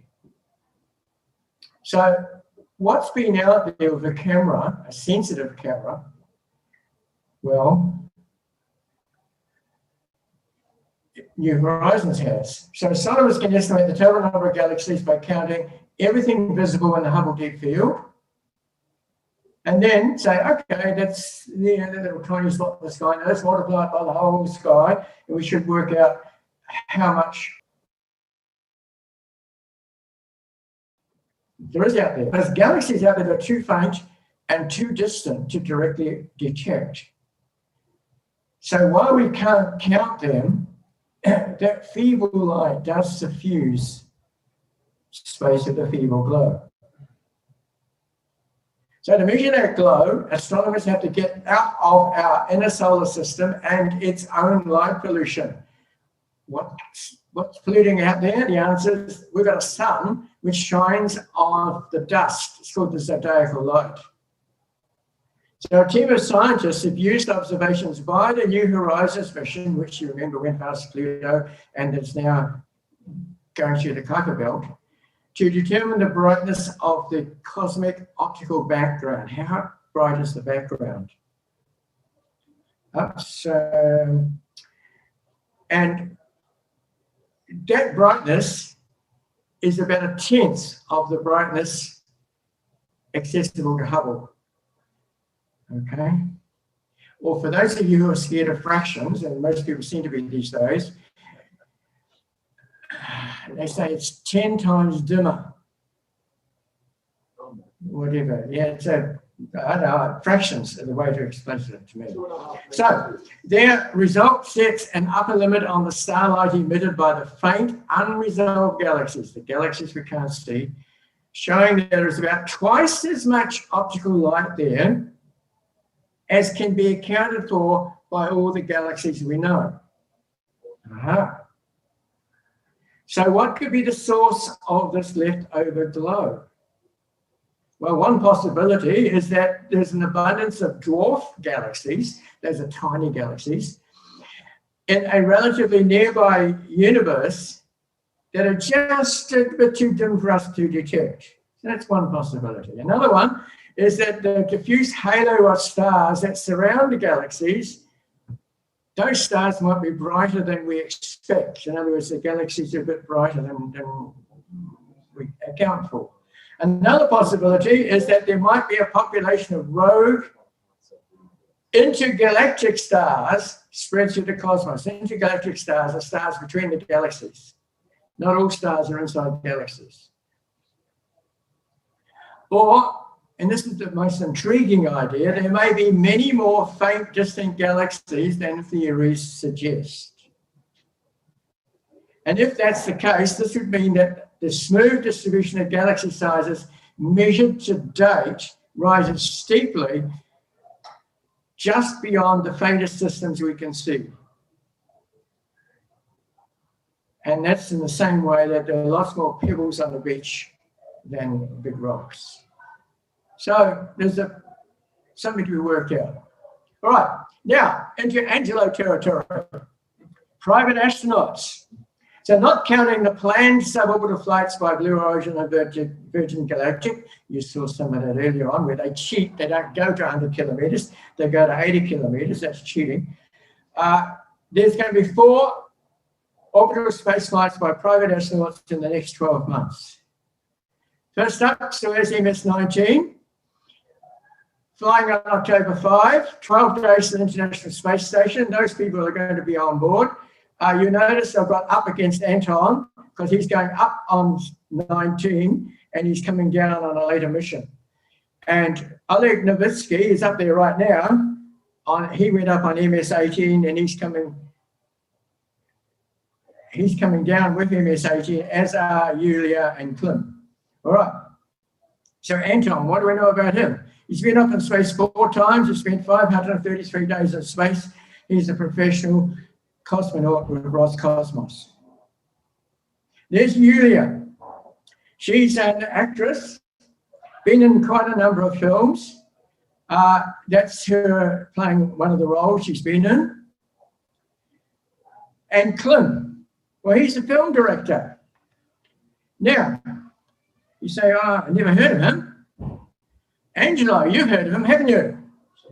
Aha, there it is. How many of you have seen Salient 7? I know Angelo has. Well, there it is. And he directed that. And what you probably didn't know, Angelo, is that Klim played the part of Jean-Luc Chrétien, the French astronaut. Yeah, it's not on the final credits there, but it's that IMB database told me that. Okay, so and by there, I don't know whether it's now got an English one, but this is in German. Okay, German subtitles, the Russian language. All right. There is English. Yeah. Okay. So anyway, let's move on. Why are these two actors? Klim also does acting, as you know. He was playing Jean-Luc Chrétien. Well, they're making a film called The Challenge. It's being made for Roscosmos and a TV channel. You can see the one there, which means TV or something. And the idea is to promote an interest in space. Now, I don't know the exact scenario, but I believe it's one of the cosmonauts is sick, can't be brought back to Earth, so they need to take a nurse come doctor up there to treat him. And, well, I'll leave the rest to your imagination. Now, the next flight is Soyuz MS-20 going up on December 8. That's 8 days to the space station. And those people are going to be on board. And there's Mazurkin. He's been up twice already. He's spent 334 days in space. So he's a professional cosmonaut. And Yusaka Maezawa, former musician. If I get time, I'll play a bit of his music later on. He's an online trader, an art collector, and he's made billions of dollars and has one of the best art collections in the world of modern art, allegedly. And he's very active on social media, and this is some of the things he's been doing to promote it. He's going to put the film he makes up on YouTube. And there's Yozo, and he's a photographer and videographer, and I can't find much about him other than that. Now, the next flight is Inspiration 4. It's going to fly in late 2021. It'll be somewhere between 2 and 4 days, going up in a SpaceX Crew Dragon. So they sort of said to Elon Musk, hey, Elon, can we borrow your spaceship? And he said, yeah, sure, take it away. Now, some references say it's going to go 4 times higher than the space station, International Space Station, which is about 400 kilometres. But the Australian Financial Review and their report on this flight said it's going up to 540 kilometres, so take your pick. Anyway, it's being done as a fundraiser for St Jude Children's Research Hospital. Jared Isaacman's going to be in command of it, and there's 3 others going up. And what's the 4 for? Well, it's not because it's the 4th flight, it's because 4 astronauts are going up on it. There's Jared. And he's the founder and chief executive officer of Shift4 Payments, which is a credit card processing company, and he's made lots of money with that. And you can see he's sitting in a SpaceX spaceship. The others are Cian Proctor. She's a community college educator from Tempe, Arizona. Chris is a former missile man from Everett. So fortunately, he didn't have to fire the missiles off in Russia or China. And Haley is interesting. She was a cancer patient treated in St Jude's. She recovered. She lost all her hair. You know, you see the people with cancer, kids with cancer got hair. She's recovered, and now she's a physician assistant in the same hospital. And so she's going up. Now, note the difference from the usual SpaceX Dragon, Crew Dragon. It's got an observation dome at the top. Can you see it there? Okay. So instead of the docking apparatus, there. So it's not going to go to the space station. It's going to be flying independently. All right. Now, AX-1. This will fly early 2022. Some references say it's going to go in January, but I'm not sure. It's going to use another Crew X Dragon, 8 days to the space station, and these people are going to be on board, and it's for a company called Axiom Space. Now, here's the crew. No, it's not Space Cowboys. Michael Lopez Alegria has been up in space 4 times already. He's clocked up 258 days. He's going to be flying the thing. And Larry Connor, is businessman, private pilot. And Mark Pathy is a Montreal businessman in investment banking, investment processing, something. You can look it up. And I'm not sure how to pronounce his name, Eitan Stib. Eitan. Thank you. He's a former Israeli fighter pilot. He's now a businessman. So they're going to go up and have a joyride on this thing for Axiom Space. Now, what about Axiom Space? Well, they have plans in about 4 years' time to start building this space station, initially attached to the International Space Station and later to be detached. So it starts out with a free-flying, this will be attached to the space station, but later it's detached to fly freely. And there's a second module goes up, and a third, and that. And they have an interesting cupola. Can you see it down the bottom of the thing? It's a cupola. And there's an animation, which I probably won't get time to show tonight, showing how it's all assembled. That's an interior view, and there's quite a few artworks you can look up as well. Reminds me of 2001: A Space Odyssey. Now, Dear Moon. Yeah, it's 2023. I put a couple of question marks there. And that's on this thing called a Starship, circumlunar.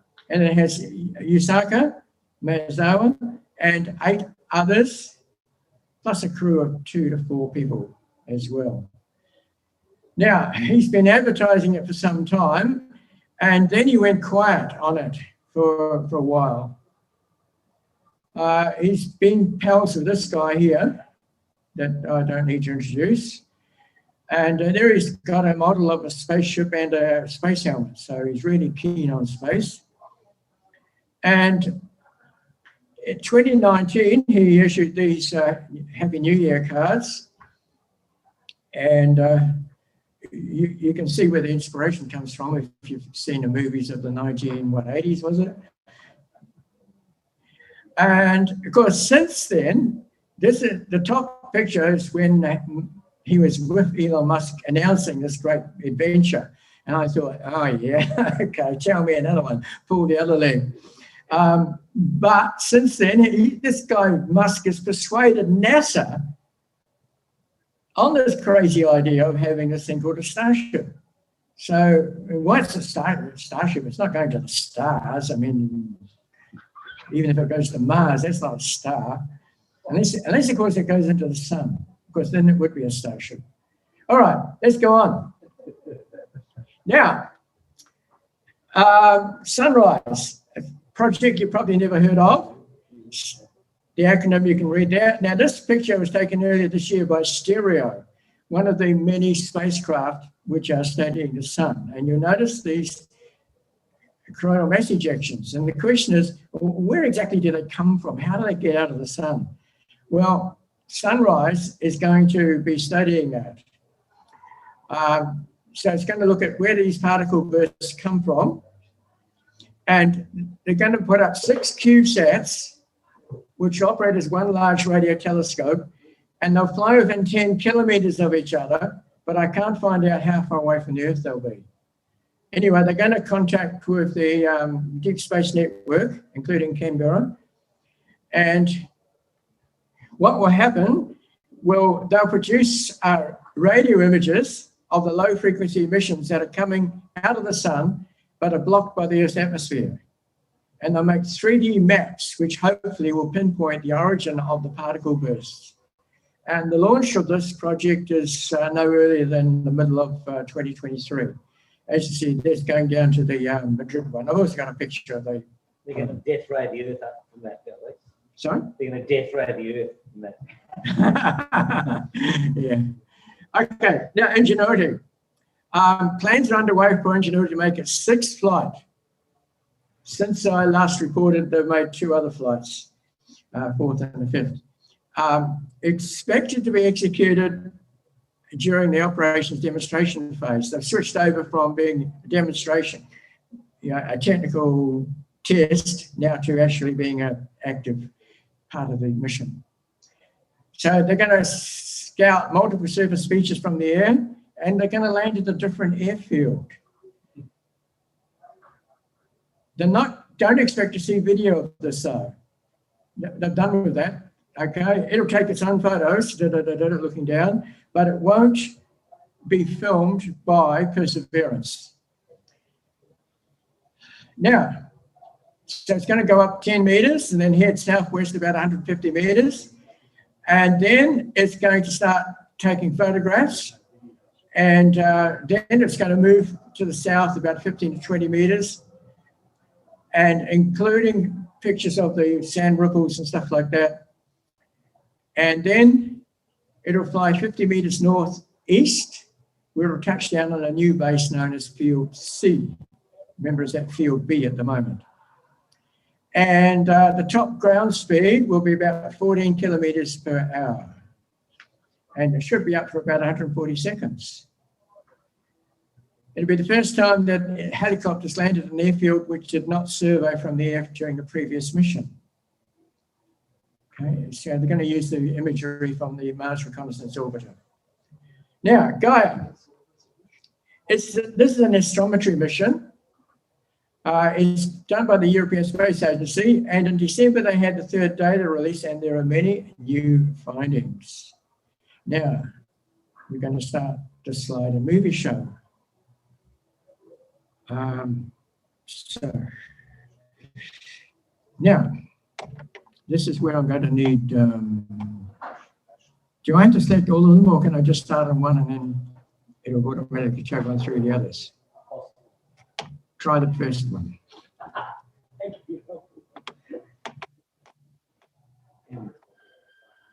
Ah, yes, it looks like it's going to work. Okay, so look, there's a scale picture of what Tianwen is.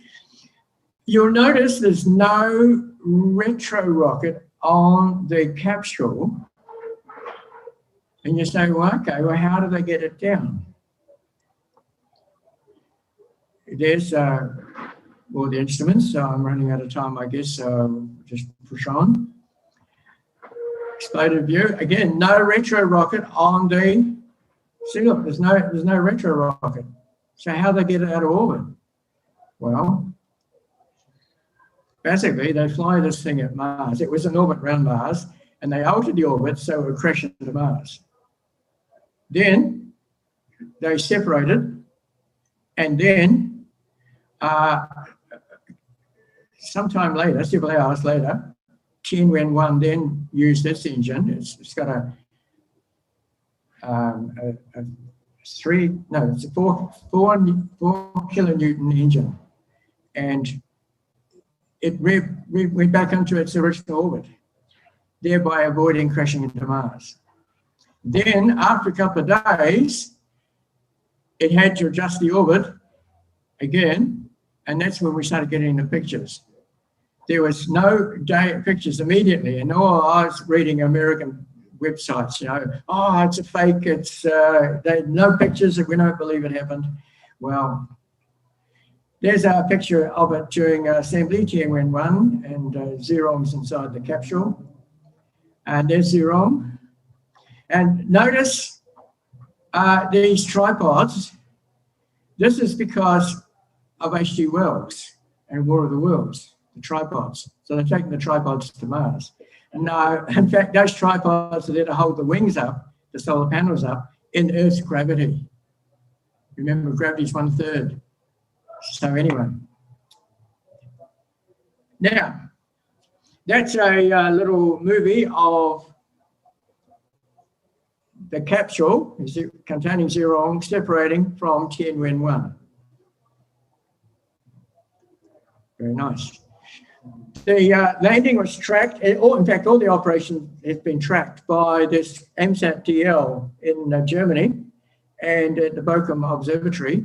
A bunch of amateurs picking it down. You can read off there. I hope you can see the frequency of 8430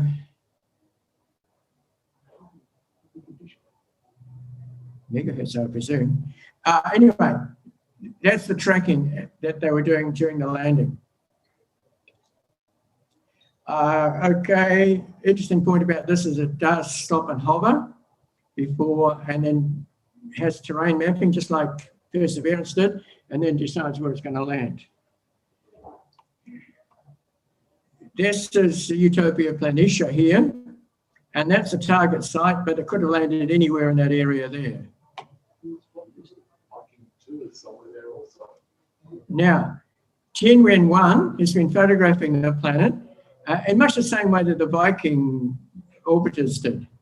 And that's the landing site there, as seen from orbit, several days before the landing. Now, when they said they're going to land on Planitia, Utopia Planitia, I thought, oh, you've got to be crazy. You can't land a rover there. There's heaps of rocks. We know that since 1976 with the Viking 2, which landed in this area. And I thought, they're nuts. Well, it turns out they were going to land in a slightly different part of Utopia, and all of Utopia is not like that. Now, here is a little thing which puzzled me at first, because you can see when it starts, there's a picture of Mars.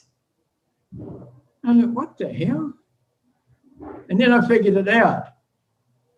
What you're seeing at the beginning of that clip is a reflection on the landing capsule of Mars, reflected in it. It's like a mirror.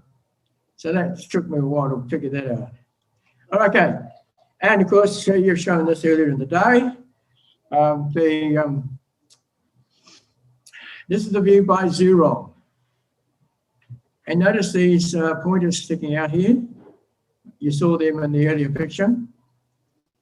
And that's the landing site. So we write down the latitude and longitude, and that's where we are. And that's not quite the same picture, but it's nearly the same. And again, Peter showed this at the beginning. I said he stole my thunder. Simply introduce yourself. Good on you, Peter. Well done. Now, we're racing through now. Okay, that's the view back towards the rover. And we've got an explanation of these pictures coming up in a few moments. All right, and there's lots of artwork around showing how it landed. And this is the movie. Oh, work. Okay, here we go. So that got in by accident, by the way. You see the reflection in there of Mars, which is presumably over that way somewhere. All right, let's move on. And some people have pointed out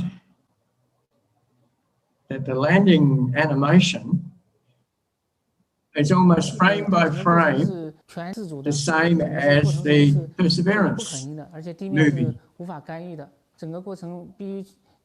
Anyway, read the caption at the bottom.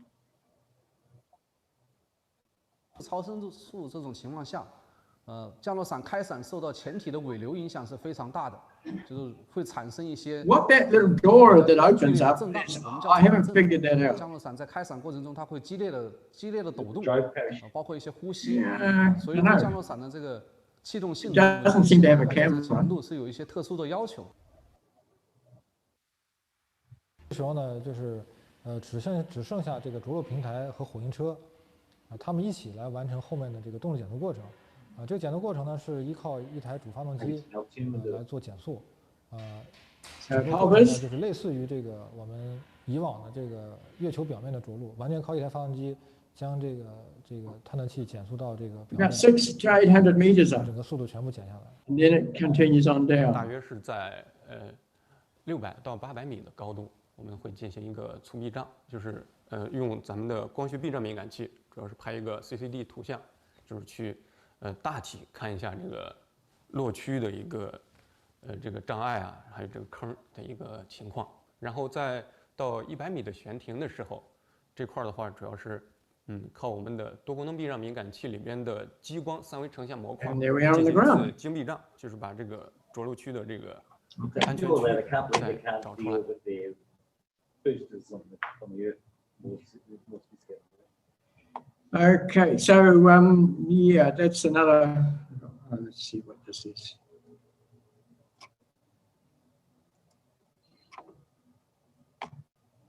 Oh yes, I know what this is now.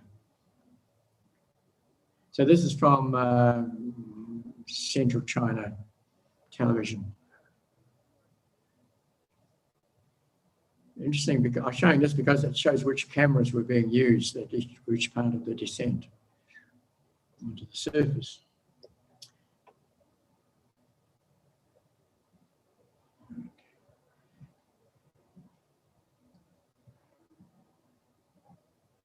And you notice there aren't many rocks around. So my fears about the Viking 2 scenario, I didn't need to worry.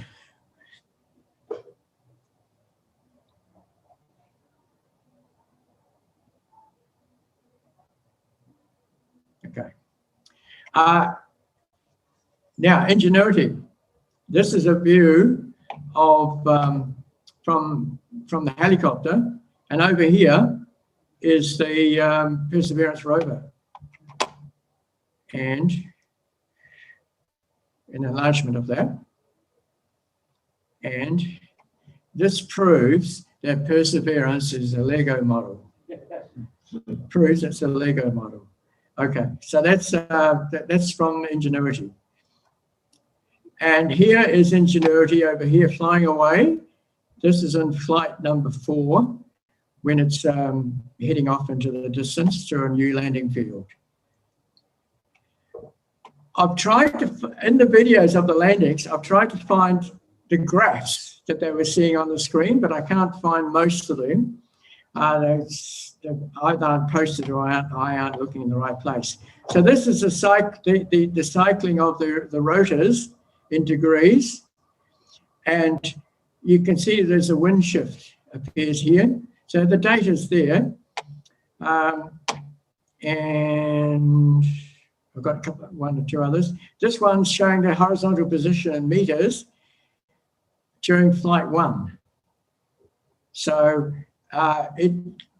yeah, that's the one that went straight up and came straight back down again. And it sort of wobbled a little bit, but not very much, by about 20 centimeters at the most. So that's pretty good. This is the power.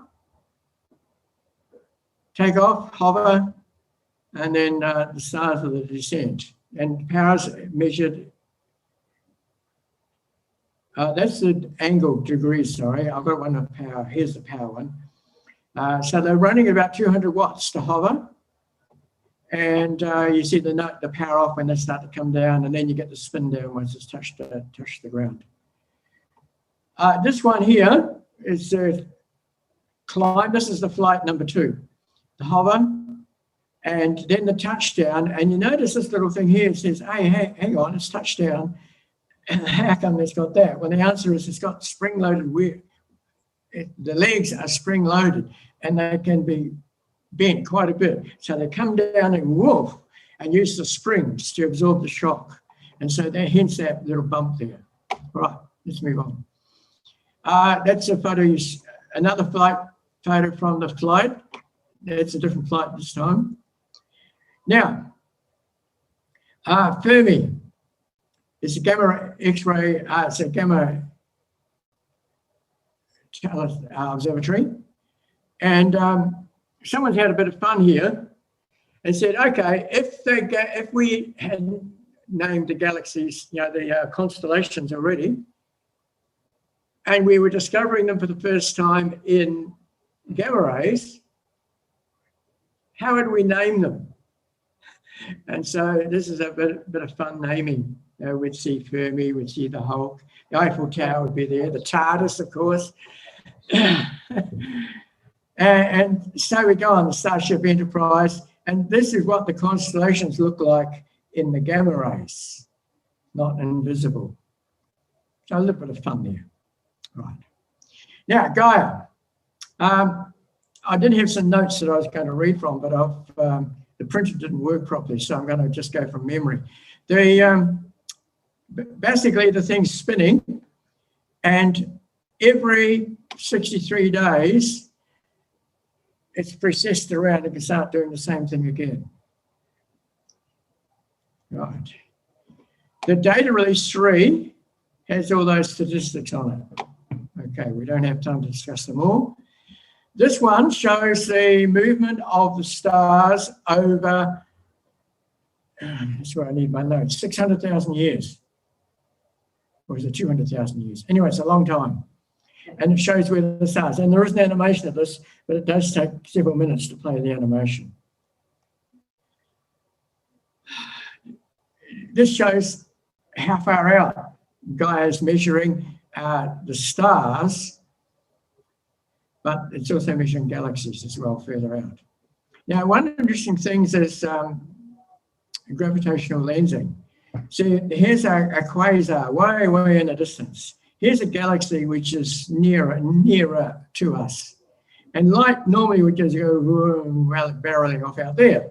But because of the gravity and the bending of space-time, the light comes here. And so it appears to be back there. And so we get that. Now, if it's perfectly symmetrical, you get a ring around the original image. That's the galaxy image there, you get a ring. But because it's asymmetrical, you usually get what's called a cross, an Einstein cross. So here are 12 Einstein crosses that were imaged by Gaia. These are not Hubble pictures, these are by Gaia. Another thing it's been able to do is microlensing. Microlensing, when one star moves in front of another, sort of. And Gaia was able to detect a thing in August of 2016 and alerted all the other observatories on the Earth and in space to go have a look. And so they were able to monitor it. Now, the black dots are the Gaia observations, and these are other observatories. And you can see that it's been pretty good at helping ground-based observatories. Here's an artist's impression of microlensing when we've got two stars and one moves in front of the other, and this is us away in the distance here. All right. This is the Magellanic Clouds, the large and the small, coloured according to the actual colours of the stars, but there's hundreds of thousands of stars in each of these, in that picture. One of the things it was able to show is that there's a bridge of stars between the two galaxies. And here's another thing.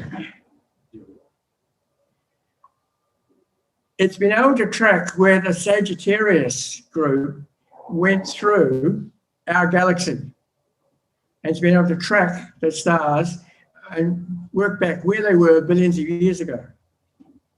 So that's another finding from Gaia. Another one is that our galaxy is warped. And here is an animation showing the precession of that warp. Time? Yeah. Okay. So we'll leave that, and I just want to show you just one last thing, if I can.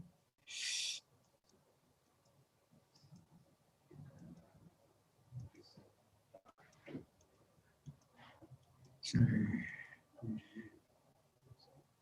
I'll just go back on that one. Just take a look at this. We'll just skip through the big. This is from CBS in America. And here we go. You know, you've seen this part before. Wait for this. Ascending to 5 feet. A little fast. Watch your trim. Great. You flew into a tree. Way to go, numbnuts. Sorry. Okay, so what are we going to do? Oh, we have to send a rescue mission. That's Stephen cool. It's a late show. And Stephen. There once once was a star in a galaxy. It was named the sun, and thankfully it weaves a solar tapestry, sends particles high and low.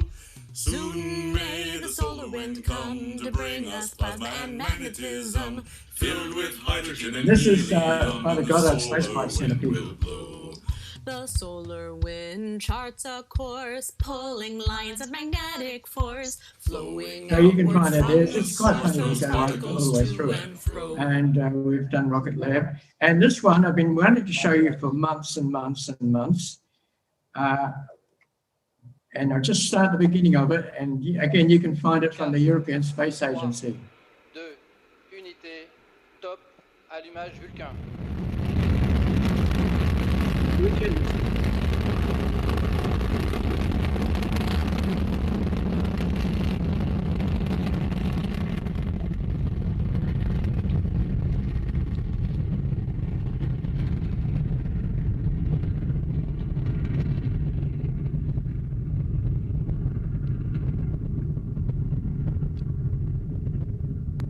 This is not real life.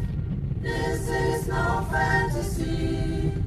We fly your spacecraft, European Space Agency. Open your eyes, look up to the skies and see. There is your spacecraft, and it's got company. Because once we get the final go, some fly high, some fly low. Hail us the wind blows, that's what really matters to me.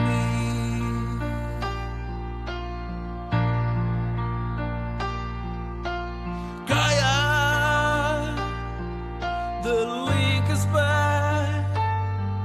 Is it broken? Is it there? Pushing buttons, scratching hands. Gaia, failure just begun. But now we've gone and fixed it all again.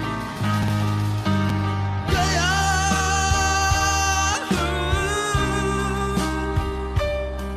didn't mean to make us cry.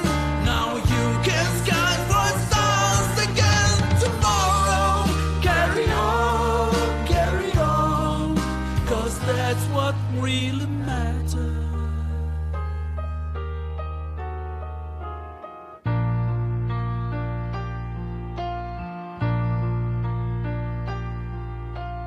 Okay, launch time must come. With procedures on our mind, simulations all the time. Right now, everybody, we've got to go. Gotta leave the earth behind and launch to space. Mama, I'm on TV. We want the thing to fly, which means we have not spent much more at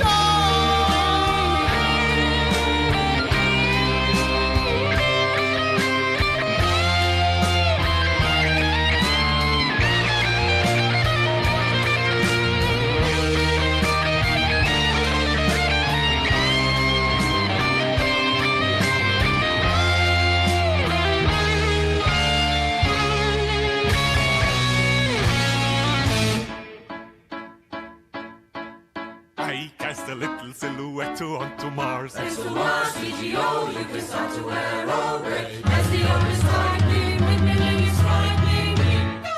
Mars Espresso, Di Colombo, Galileo, TGO, the but I'm just a spacon, nobody knows me. He's just a snake on planetary family, sparing this life from this anomaly. Spacons come, spacons go. So that I would have heard last year, except that we weren't here to meet last year. So, Thanks, Andrew. That was excellent. Really good. Unfortunately, time's run against us. Actually, got a long drive ahead. He's the IT guy. big teardown and big long drive. So thank you so much for all the presenters, Len. Malcolm, I'm not sure if you're still online, Andrew, of course. And thanks for tonight, and we'll see you next month. Awesome. Very entertaining. That's great. And very maybe we actually have some spot from now on. We'll have to watch the rest of that next time.